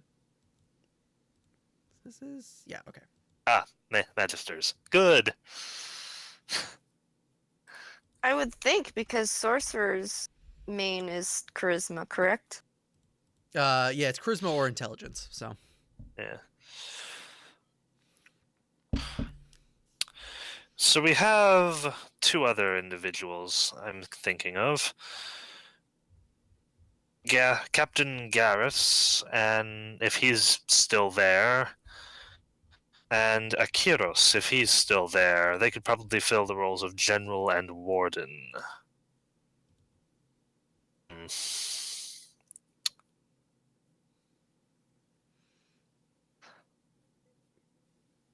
Which I'm actually a little bit stuck on. Yes, so that is possible. You do not know if I will say you will have to talk to those 2 people before you can confirm their availability. I'll have to talk to all of these people. Yes. But you know well enough to know that like everyone you have written down, you are very confident that you will be able to guess, and I will metagamingly, I'm going, yes, you can get those people. I'm saying those 2 you'll have to actually have interactions with to get. Okay. Well, those can be first choices for now, and I'll fill in the rest later. So you can put their names in with a question mark to represent that they're your people that you want to get for that. Okay.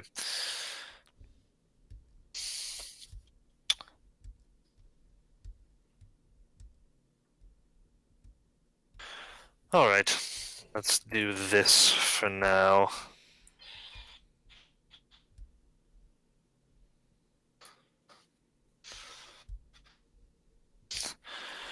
All right. The High Priest. This one is slightly. This one is slightly touchy, unfortunately.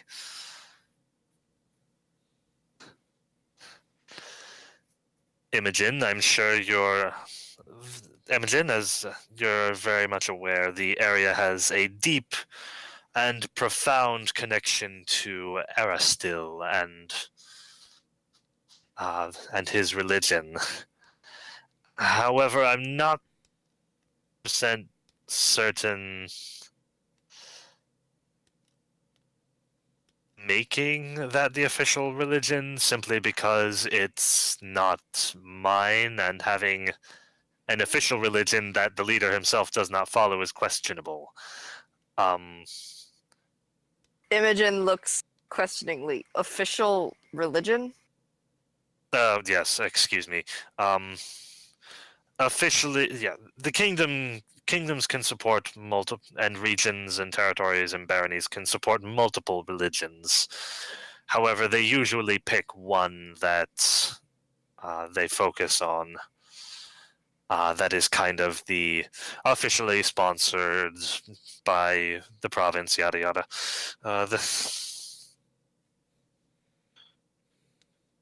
I'm confused. Why do we just need to pick one?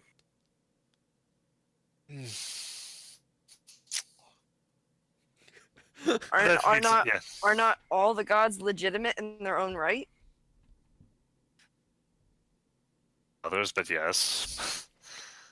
What? There's some more than others, but yes. For instance, you don't see a lot of. What she means is the gods. It's not like religions in our world where they're like not real. It's like. But it's like they're like proven fact deity. It's more the fact that different countries choose what religions are most important to them. I think the best way to go to this setting is actually looking at medieval Europe, and it's kind of like the difference between Catholicism and Protestantism and Eastern Orthodoxy. Like, well, no. Let me put it this way: is that there are definitive. This is what the state believes, and depending on the state, there are different levels of tolerance for different viewpoints. For instance, Brevoy, I completely forget what their main religion is, but there's a lot of tolerance for Pharasma, Aristil, Abadar. Oh, the official one is Abadar. That's right. Yeah, the official religion is Abadar, but there's a lot of tolerance for Pharasma and Aristil. And they tolerate, but they tolerate other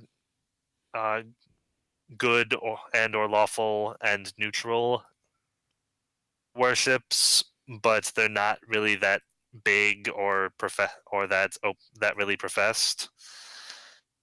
And anything worshipping something evil is, as I believe, banned. Yup. Well, I assume that would be a given.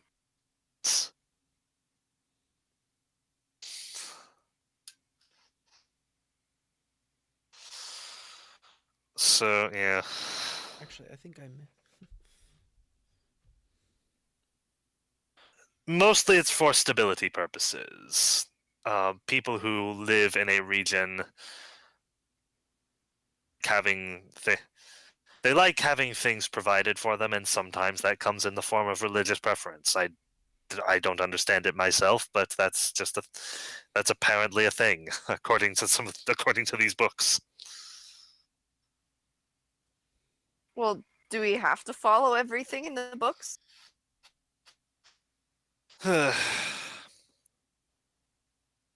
No, we don't have to. We just might be sacrificing some internal stability, causing a little bit of strife, that sort of thing. We don't have to follow it. It'll be risky, is all. But Be right back. You guys can keep 'Kay. talking. Caleb, do you know of like what the on paper benefit things there are to picking just one? yeah, you kind of basically what it would represent for us not picking a religion is we wouldn't have a high priest, and there would be a penalty for that. Let me look it up real quick. Well, what if we had multiple high priests? Don't know if that's possible. Why not? I mean, there's multiple gods, so if there was a high priest of each of the ones that The way it's written, I think it's the high priest of the kingdom rather than of the religion. So let me look this up real quick. well, that's silly.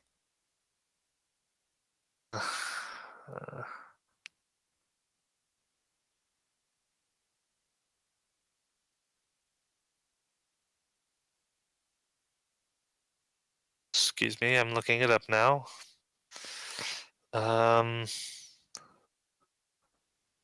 So yeah, without a high, well, hang on, let's see.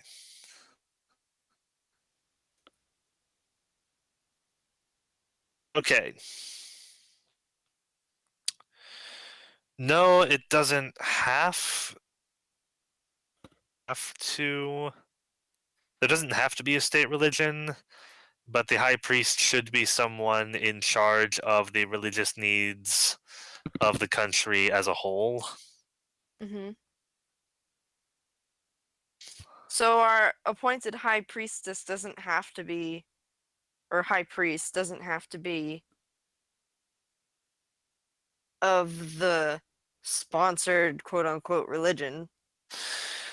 No, they don't. It just makes it slightly more difficult because we have to find a general purpose priest rather than a specific one.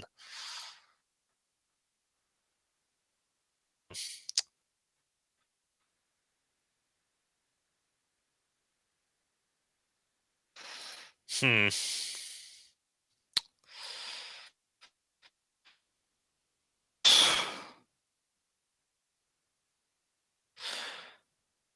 Yeah. All right. So would you rather look for? Yeah. Would you rather look for someone to act as more of a general religious figure?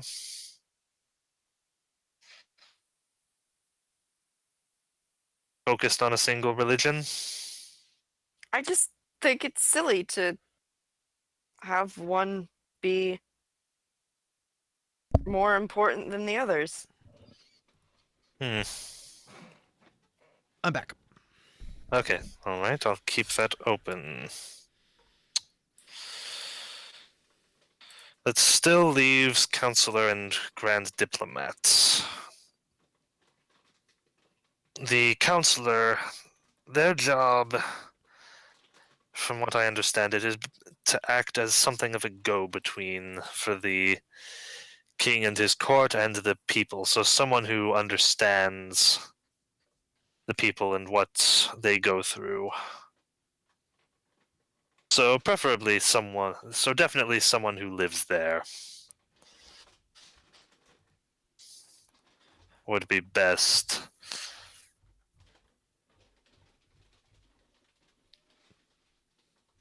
Person that jumps to mind is Svetlana, but I don't know how. Yeah. Nepkip goes. Yeah. He goes. The trading post lady was always real nice, and she was nice to Napkip, which we have seen not everyone is, and treated me like person, and seemed nice and able to talk to people well. Yes, and she was running the tavern section of that establishment, so she does have some people skills in that regard. Hmm. Someone who can go and speak to various other powers for us. Imogen places her finger on her nose. Good speak. Yeah. Hmm. Hmm. That one will be very difficult. So, yes. So I mean, you do have you.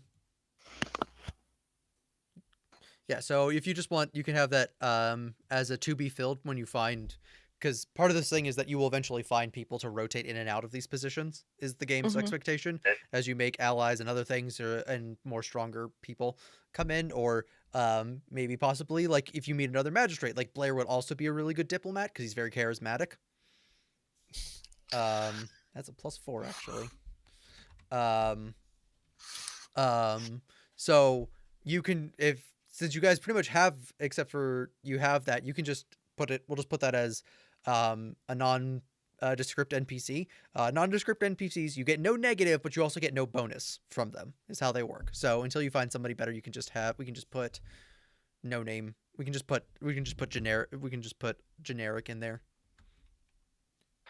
Gen NPC. So Yeah, I don't. Yeah, I didn't have anyone in mind for the Grand Diplomat. yeah. So you will be just a bit of meta knowledge here to move past this, so we don't get frustrated. You will be getting some. Some colonizers are going to be sent with you. So like you will be getting some people. Okay, So good. you can have someone who's like generic. This person will work as the diplomat until we find another diplomat. As I said, they just get a flat 0, but you don't get the negative from them being, the place being absent. Having the second ruler position absent does not cause a problem. So you just need to figure out who you want to be the high priest. And hopefully if you can get Kristen and Kiros, but if you can't get both of them, you still have one more gen NPC that you can use to fill one of those slots. So the other thing that is important to do is determining what your values are going to be for your kingdom. Mhm. So you have to choose. You can choose between having a strong focus on order, having a strong focus on freedom, or having a strong focus on trying to reach the balance in between the two of them. The bonus is order will give you a +2 to your economy, freedom will give you a +2 to loyalty. Well, our balanced approach will make your kingdom more stable and give you a +2 to that. Hmm.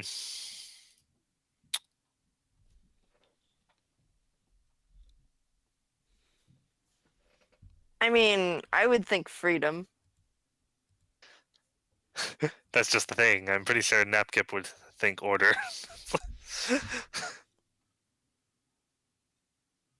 Well, They're not. No, they're not. No, Hans will bring that up. It's like, okay, so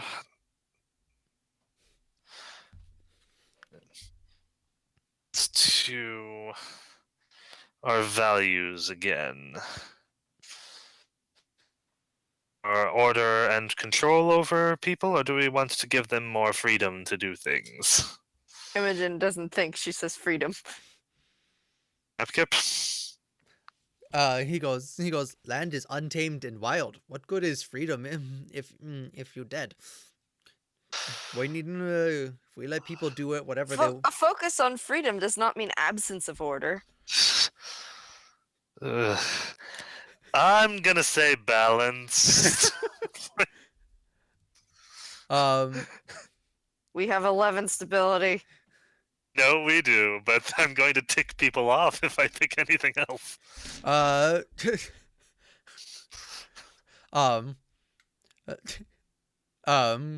He goes, if that what you guys think, then that is fine. But you ask my opinion. We can try out your freedom thing for a little while. And when it all goes horribly wrong, then Napkip will be right. My version of freedom is one where kobolds and humans and all races can live together. Oh, well, that sounds Well- nice. We'll try to balance it out, okay? No. Imogen want to do a freedom thing. We'll do freedom thing.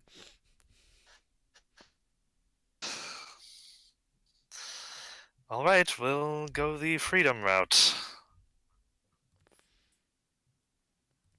We'll see. Oh boy.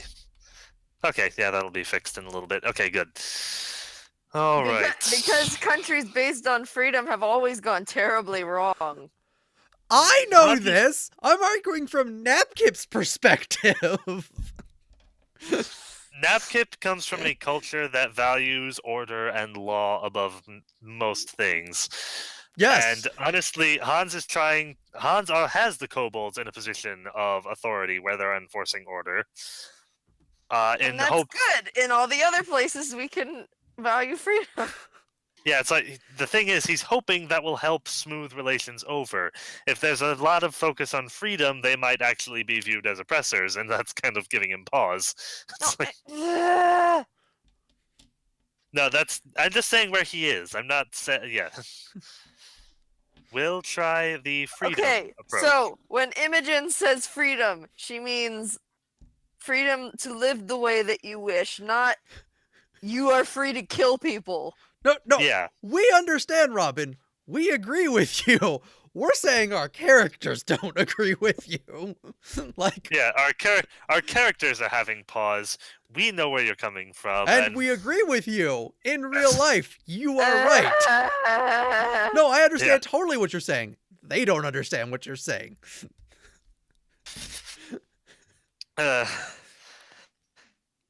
Next one is like, this one is alright, and we definitely decided self-reliance was going to be Okay. a feature last time. That was specifically one of the ones that came up. All right. Cool. Do you want to know something funny? What? Is if we were doing the traditional alignment system, which, in case anyone's joining up, we removed alignment, you would technically now have a chaotic evil kingdom. What? That is amazing. That's dumb. Yes, that's why I did values, because I was like, this is dumb. But it's funny to me. Because I was like, what's a good way to rehab like evil where like it still traditionally is like the thing? And I was like, well, looking out for yourself and self-reliance. And I was like, okay, we'll go with people shouldn't be surprised. I'm a huge Magic the Gathering fan, so I kind of went to black in this instance, and I was like, black, yeah. Black would be like self-reliance. We look out for ourselves because no one else is going to, like, don't, like, so I was like, I went with that. But Yeah. Okay. Glad we went with that. That's Or, why- individualism. Yeah, no, I mean, that's why I went with values, but it's just funny to me that it's like, you're, like, technically, according to the, if Joel was not Joel and went, I am going to change things to make things better than the written rules, you would technically have just formed a chaotic evil nation. Well, I guess Hey, to the rules the are rest written- of the countries, this would be that, but Well, no, it's like the way the rules are written with the alignments, they treat it as left, far, right, pure, middle. Yeah. So your country is going to be an extremist or the most moderate of things. So it's that's if not- you're using what? the alignments, if you're using the alignment system. That's stupid. Exactly. Alignment is stupid, which is why I cut it out of my games. I do not think you have made a chaotic evil nation. I'm just saying, technically, according to the rules, I found it interesting that like a good party, like that's why like I like this better because it's more complex. But Mhm. yeah. Purely mechanically, you would have technically have a chaotic evil nation, which is just funny because like when you It would be say assuming the extreme of freedom and the extreme of self-reliance, Right. aka anarchy. That's like That's not no. No, and no. You never want anarchy. Like anarchy is just fascism. Because when you have an anarchy, the strongest person rules, whether that is the strongest physically or the strongest with charisma. Good old Which is horseshoe theory. which is kind of odd because that's actually where communism leads it as well. So it's like it's not as much left That's why wing I and said right good old wing. It's horseshoe not a theory. bird. It's a ring. It all leads to the same place the further away you get. Yes. Here,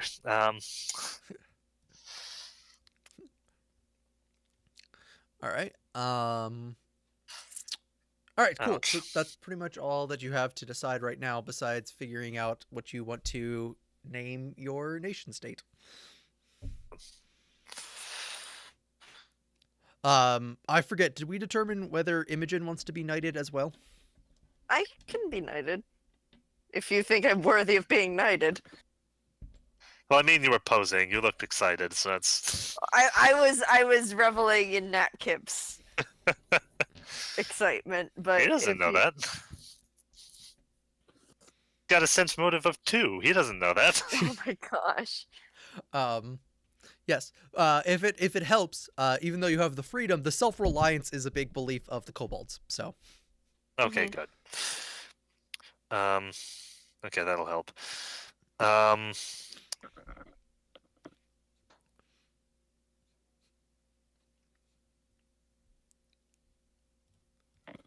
No, that's good, because then we don't have to take care of everybody, because everybody will be taking care of themselves to some degree.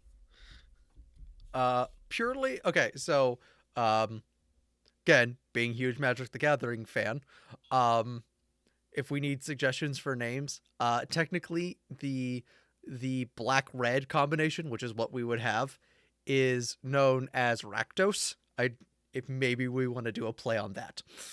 Oh dear. Maybe. I am putting it out there as a suggestion. Hmm. Rapidos. Rakdos. Rapto. No. Zapdos. No. That's Twitch. That's not Discord. That's Robin. That's not Kingmaker chat. Nah. That's Kingmaker chat. That's how it's spelled technically. Zapdos. God, no, I'm kidding. Yeah. We are having a hard time, so I'm spitballing. Yes. Like, what are the other kingdoms named after? Are they named after anything, or are they just nonsense words? Okay, as far as I know from the backstory and history that I've read,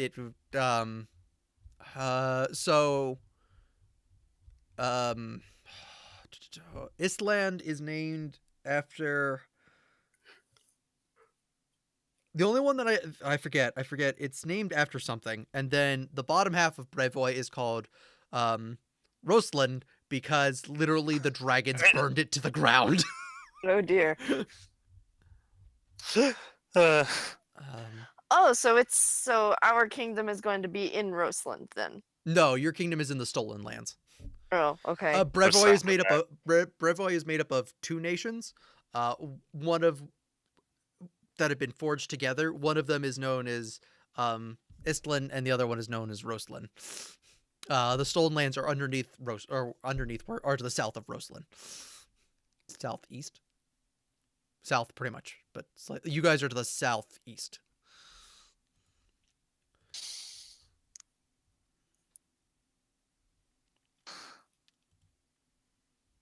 So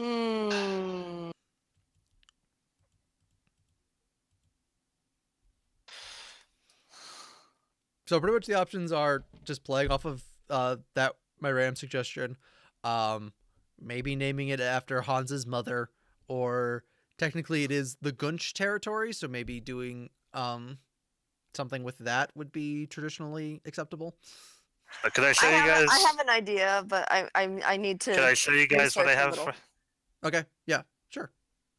Yeah, so I just started typing out a bunch of. Just started typing out a bunch of things kind of vaguely related. So it's like the top ones don't. Yeah. In both sections, the top one does not count. That was the actual word I was trying to root off of. I just forgot to delete them. That's fine. Vernaria.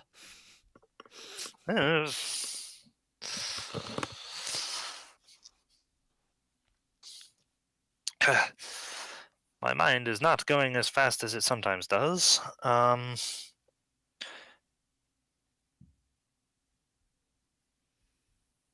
More than I usually come up with, so that's good.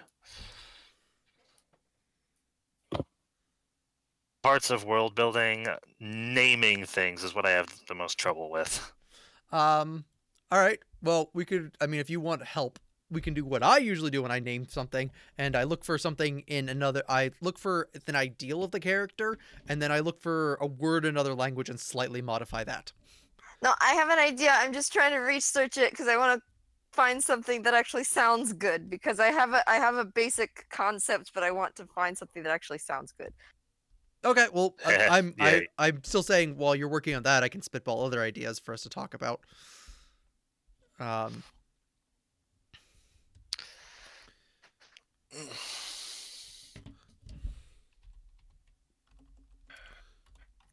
Okay, so the kind of idea that I have going on is that the place where we're recovering is called the Stolen Land.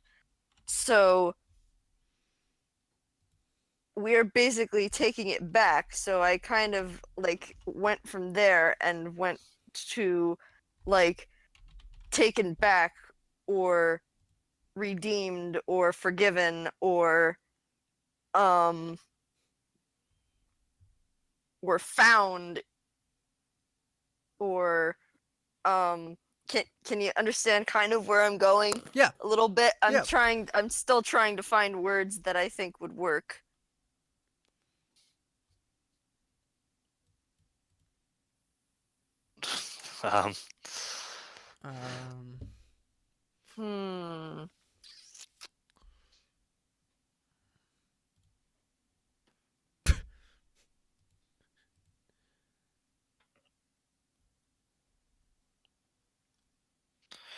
Oh, Gawain? It's basically German for reclaim. To win, How's that to obtain. spelled? Gewinnen. Wait, what? Gew what? Gewinnen.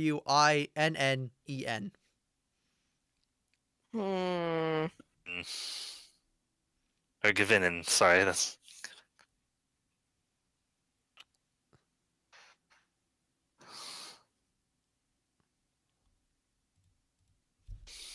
Nice. Hi.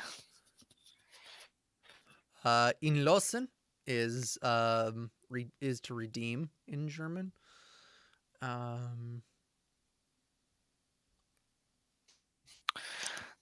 that's enough, kitty.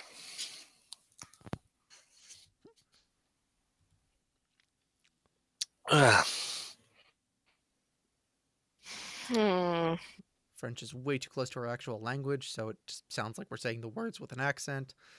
That's okay, because like it's funny because I was looking at words and found came up and I was thinking Newfoundland. I'm like, no. That's actually a thing.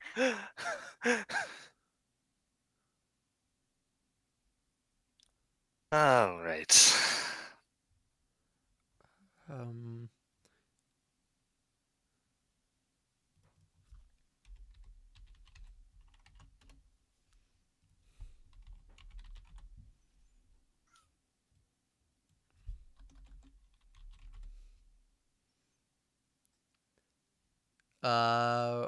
Irish for save is Sabhel. Spelled how? I'm copying and pasting it. Oh my. Also, if anyone from another country is listening to this and going, "You stupid Americans who cannot pronounce any of our languages," you are correct, and we apologize. Yeah, so sorry.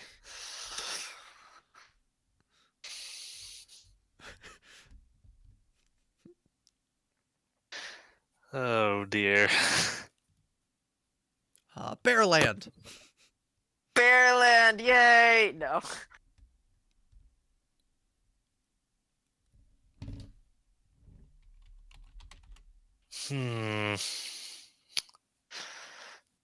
No, Brr. Borland.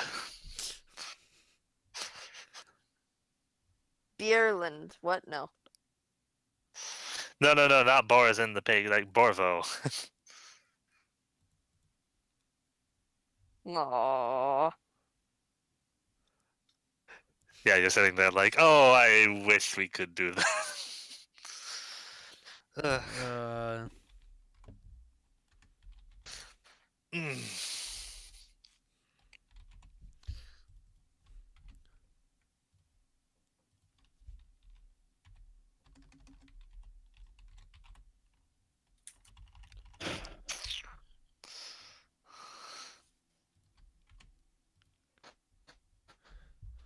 Um, Um,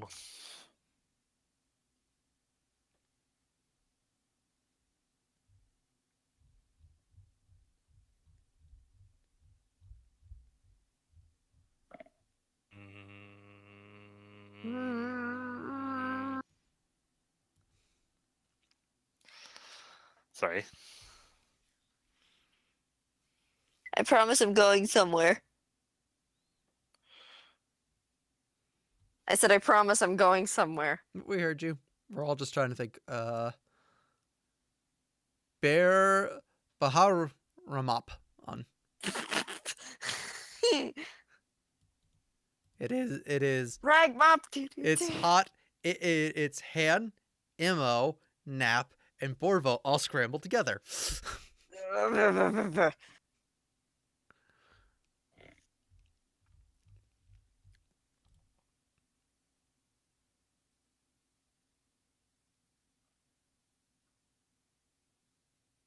Huh. Salvatore. Okay, so I'm on the U.S. Department of State website, A to Z list of country and other area pages, and I scrolled down to R. There are only 3 places that start with the letter R. Oh, and only one that starts with the letter O.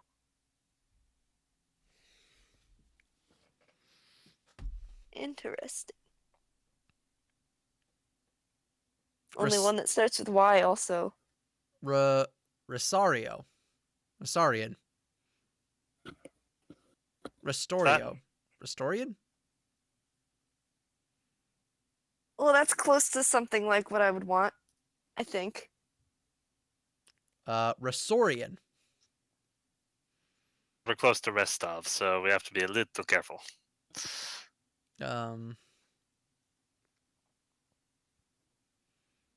Renarian. Minute. No, that's Ravanian. Okay. Good. When we did this, we were Wait a minute. planning on just naming it after the first city in Final Fantasy 1. Then Renarian. I'm like, that sounds very Lord of the Rings.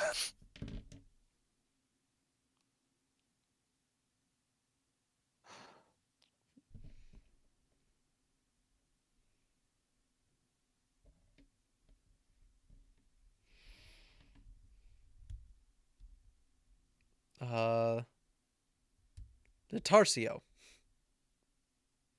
Lisario. Lidario. I'm mixing liberty with words. Oh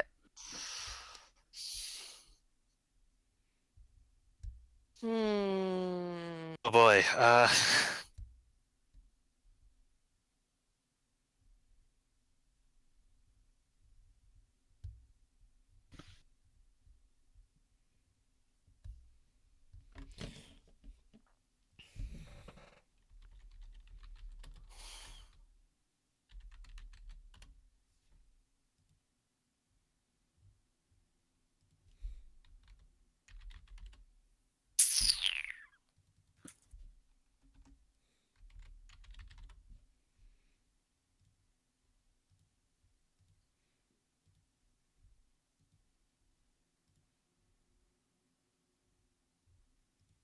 Hmm.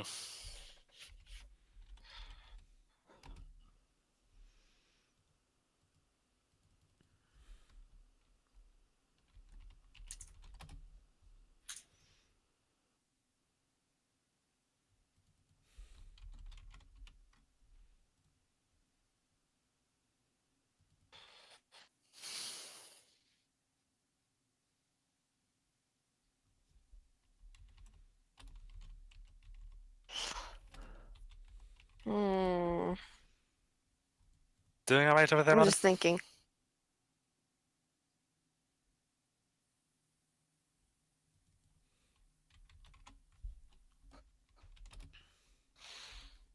Go ahead and... I'm trying to find antonyms and it's not. I'm sorry? I'm trying to find antonyms for something and it's like not working.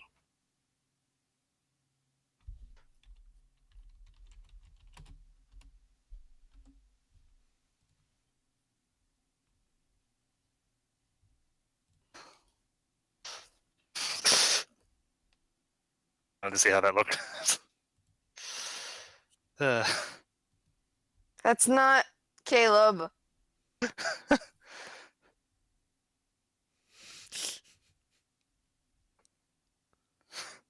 hey, I might as well try it.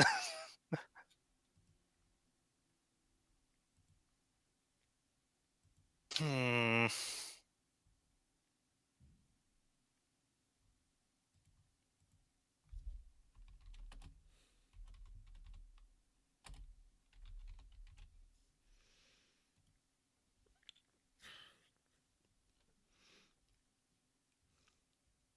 All right.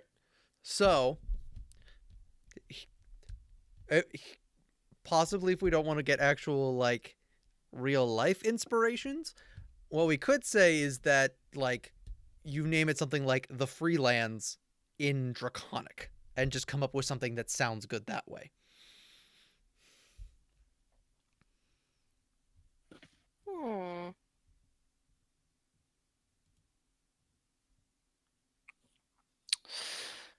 Hmm.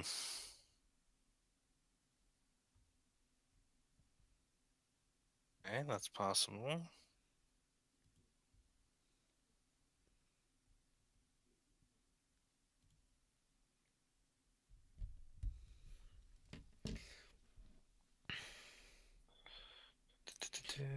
So something like Duventindental or Deventulel or Ragnosia.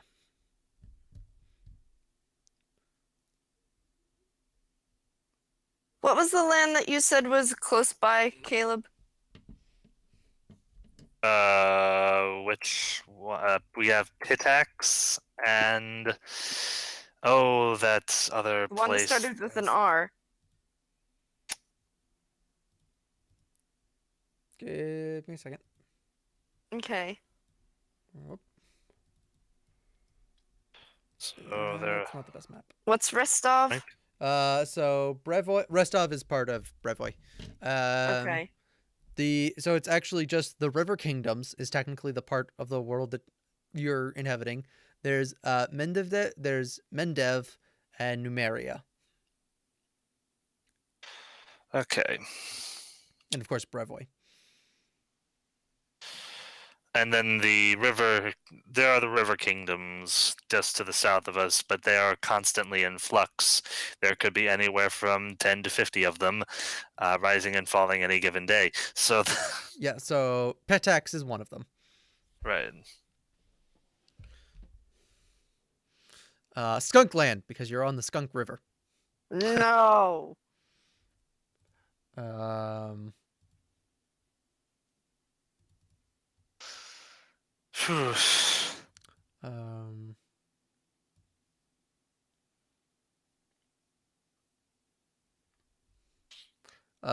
you are also going to be forming it on the Thorn River and the Shriek River. The Shrike River, sorry. Shirke. Okay. Thank you for clarifying that. Um, okay, so the place that you'll be making it is technically known as the Kamelands, Kameladens. And the river nearby is the Tuskwater.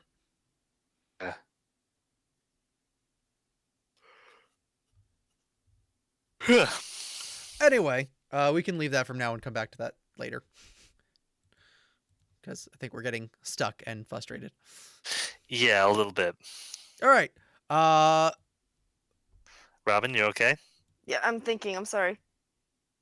He's fine. We'll just come back to this. So we'll pretend that you guys came up with a good name now and retcon it in. Hey.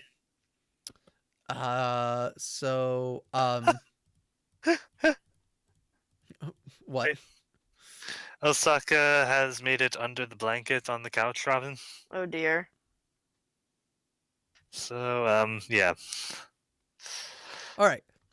So is there anything you guys want to happen or move forward in time? I think we're good. Are you good, Robin? I think so.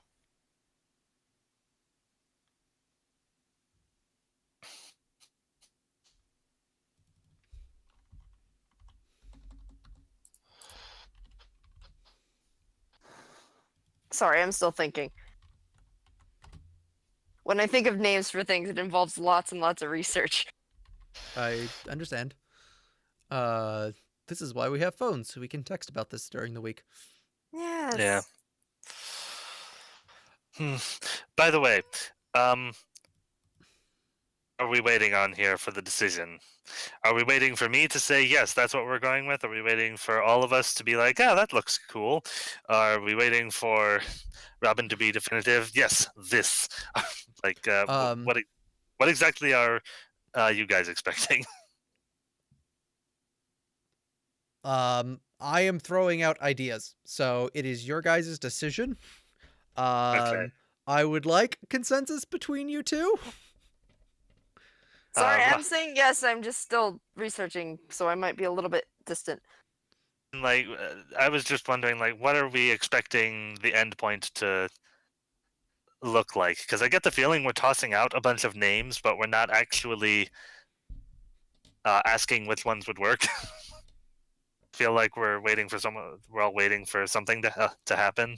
No, I'm just trying to figure out what I actually think. Okay. Okay, 'Cause so you you're guys not have tossed fully. out ideas, but I haven't actually tossed one out yet because I haven't totally baked one up yet. Okay, so you're still thinking. Got it. Okay, cool. That's what I tossed. That's why what I tossed out was kind of like just half baked and just kind of like. All right. See you next. So we will Cool. talk about this throughout the week and hopefully figure out something by next week. Yes. All right. So focusing back into Brevoy.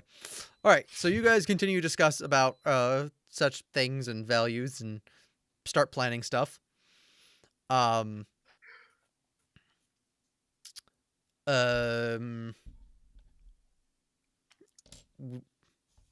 right. So Hans, Yes. at some point you have a very, very pleasant conversation with Rudolph. Good. Very good. Which we may flash back to at some point. Now, because the episode has a better place to end on, and it's coming up quickly. Yes. All right. So it is the day of Hans's ennobling.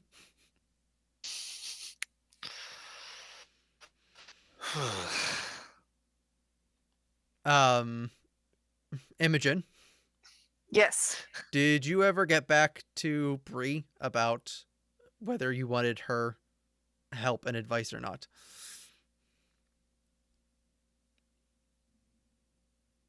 No.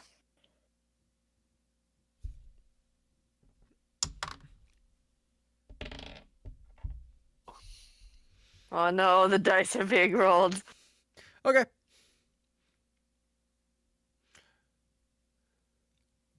All right. So, Hans, I believe you have noble clothing. That would be worthy of such an event. Yeah. Though armor is actually acceptable to wear. Yes, I will do such. All right, so lacking of good clothes, I'm assuming you tell Napkip and Imogen to wear their armor and slightly polish it beforehand. Yeah. This is I look probably down at my hide armor and like, the first time in months that he's going without armor. Um. Right.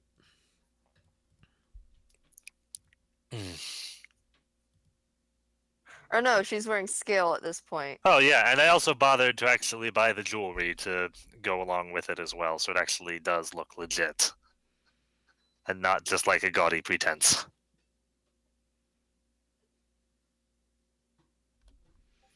All right, so there's a great hall that you are all welcomed into. You are Imogen and Napkip are given a place to stand by their future lord. Lord Powell is there wearing the correct armor, and he has a sword out. Rudolph and the rest of the family, and all the guests of the house, and quite a few of the servants are all there. And you, of course, are expected to walk in and then kneel before him and give the oath of fealty to him. Okay. So yeah, then kneel in front of him and say that. Was that supposed to be just to me, or was that meant to be for the whole? That was us. I put it in there for everybody because I just didn't Cool. think it needed to be. Question. Are there any details that you would like to add to an Orvleskian knighting / ennobling ceremony? Ooh. Eh.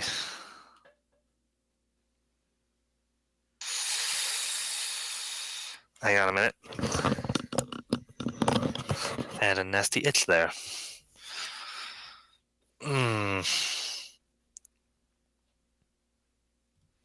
Unfortunately, I am sad to say I did not actually think of any details that I came up with. All right. But I am racking my brain, but I'm racking my brain so much I'm scared I'm gonna come up with something half baked. Okay. Be good.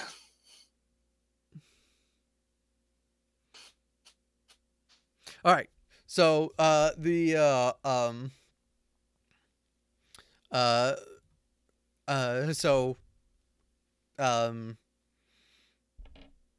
is there. It is your time to walk forward and kneel before Lord Palo.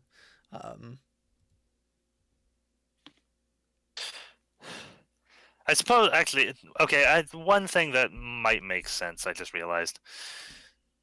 Would it make sense to have the ceremony kind of take place on A cliff? cliff, just like somewhere where they can be either? Ooh, I like it. I like it. It is outside. There we go. It is outside on the highest cliff that they have easy availability to. Kind of on the slope facing the other side of it. Yeah. Okay. I like it. Symbolism as well, because all the politics and everything are down there. Exactly. Okay. Ooh. Okay. That's a good start. I like that.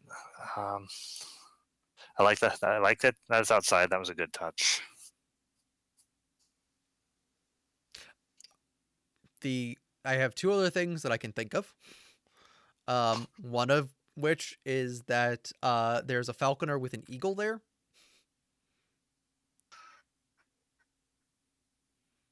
To be released upon your ennobling.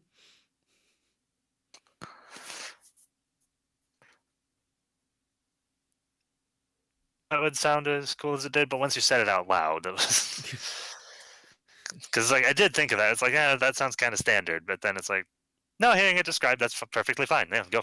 Okay. I guess the only other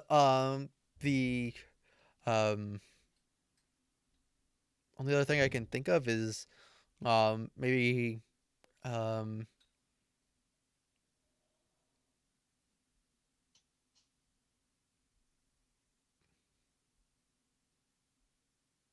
I can't think of anything else. I thought I had an idea, but I didn't.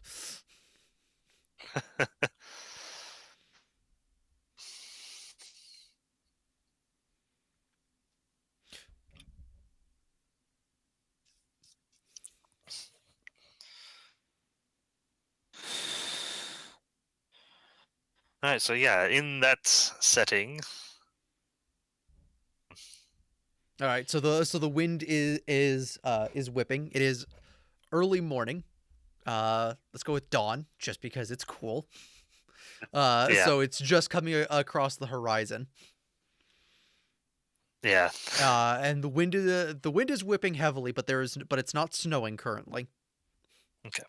And the skies are actually quite clear. Mhm. But obviously it's a mountain, so it's still whipping up the snow that's still on it.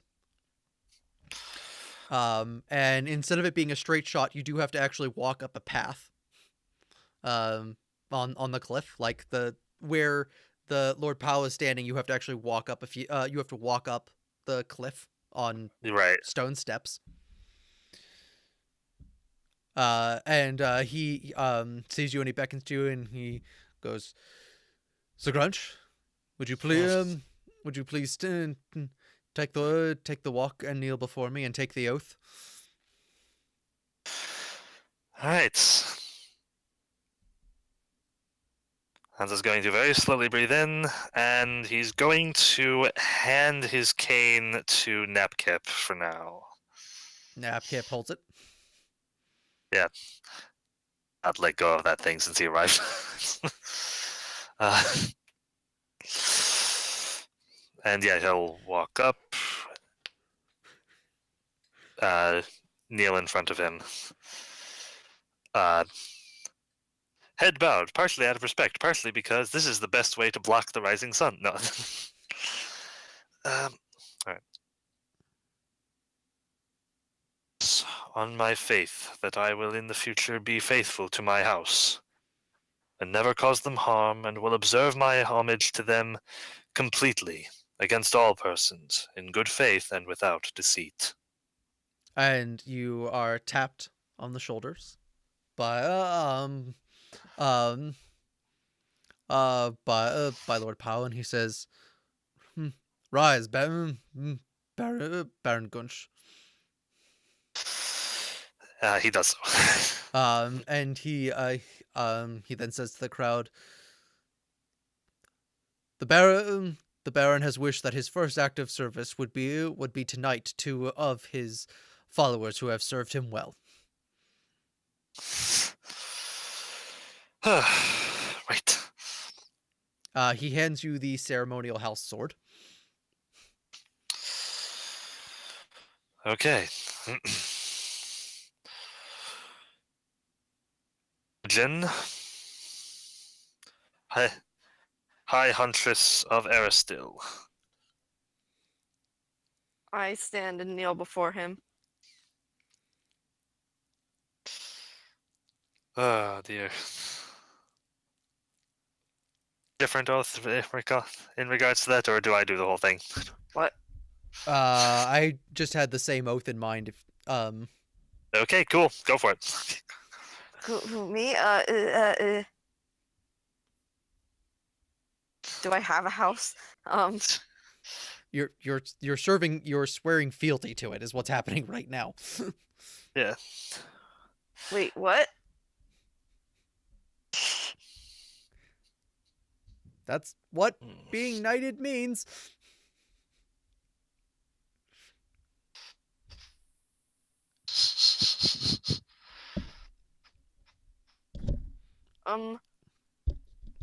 Ooh. Perhaps this should have been talked about last night. You didn't say that. No, I didn't. I forgot.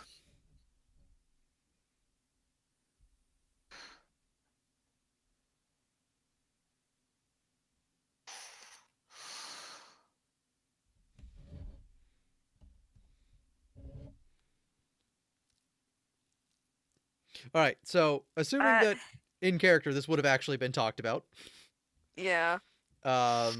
is this then something that Imogen does not want to do? In this context. Well, because you're not okay. So in this context, Yeah, in that case. it is. I will say it is understood that you are not swearing allegiance to House Orvlosky. You are swearing allegiance to House Gunch and Hans. He represents the entirety of that house. Okay. I feel better about that then. Okay. Okay, good. I thought I was swearing fealty to Orlovsky. No, you're swearing it. You're swearing it to Hans and House Gunch. Okay. Okay, then. She kneels and says, I promise on my faith that I will in the future be faithful to my house and never cause them harm, and will observe my homage to them completely against all persons in good faith and without deceit. All right. Hans will tap her shoulders with the sword. The sword.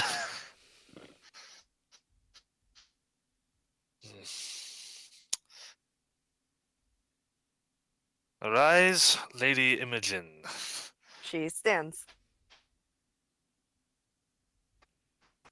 Should she And- remove her yeah. helmet at this point? No. No, okay. And come forth, Napkip, to recite your oath as well. Napkip makes the journey and kneels before you. I promise on my faith that I will in the future be faithful to my house and never cause them harm, and will observe my homage to them completely against all persons in good faith and without deceit. All right, same process. And rise, Sir Napkip. And he rises. And at that moment, the eagle is released, and with a powerful shriek noise that eagles make, that's really cool, that I'm not going to try and imitate. Sights throughout, and the sun rises behind you guys.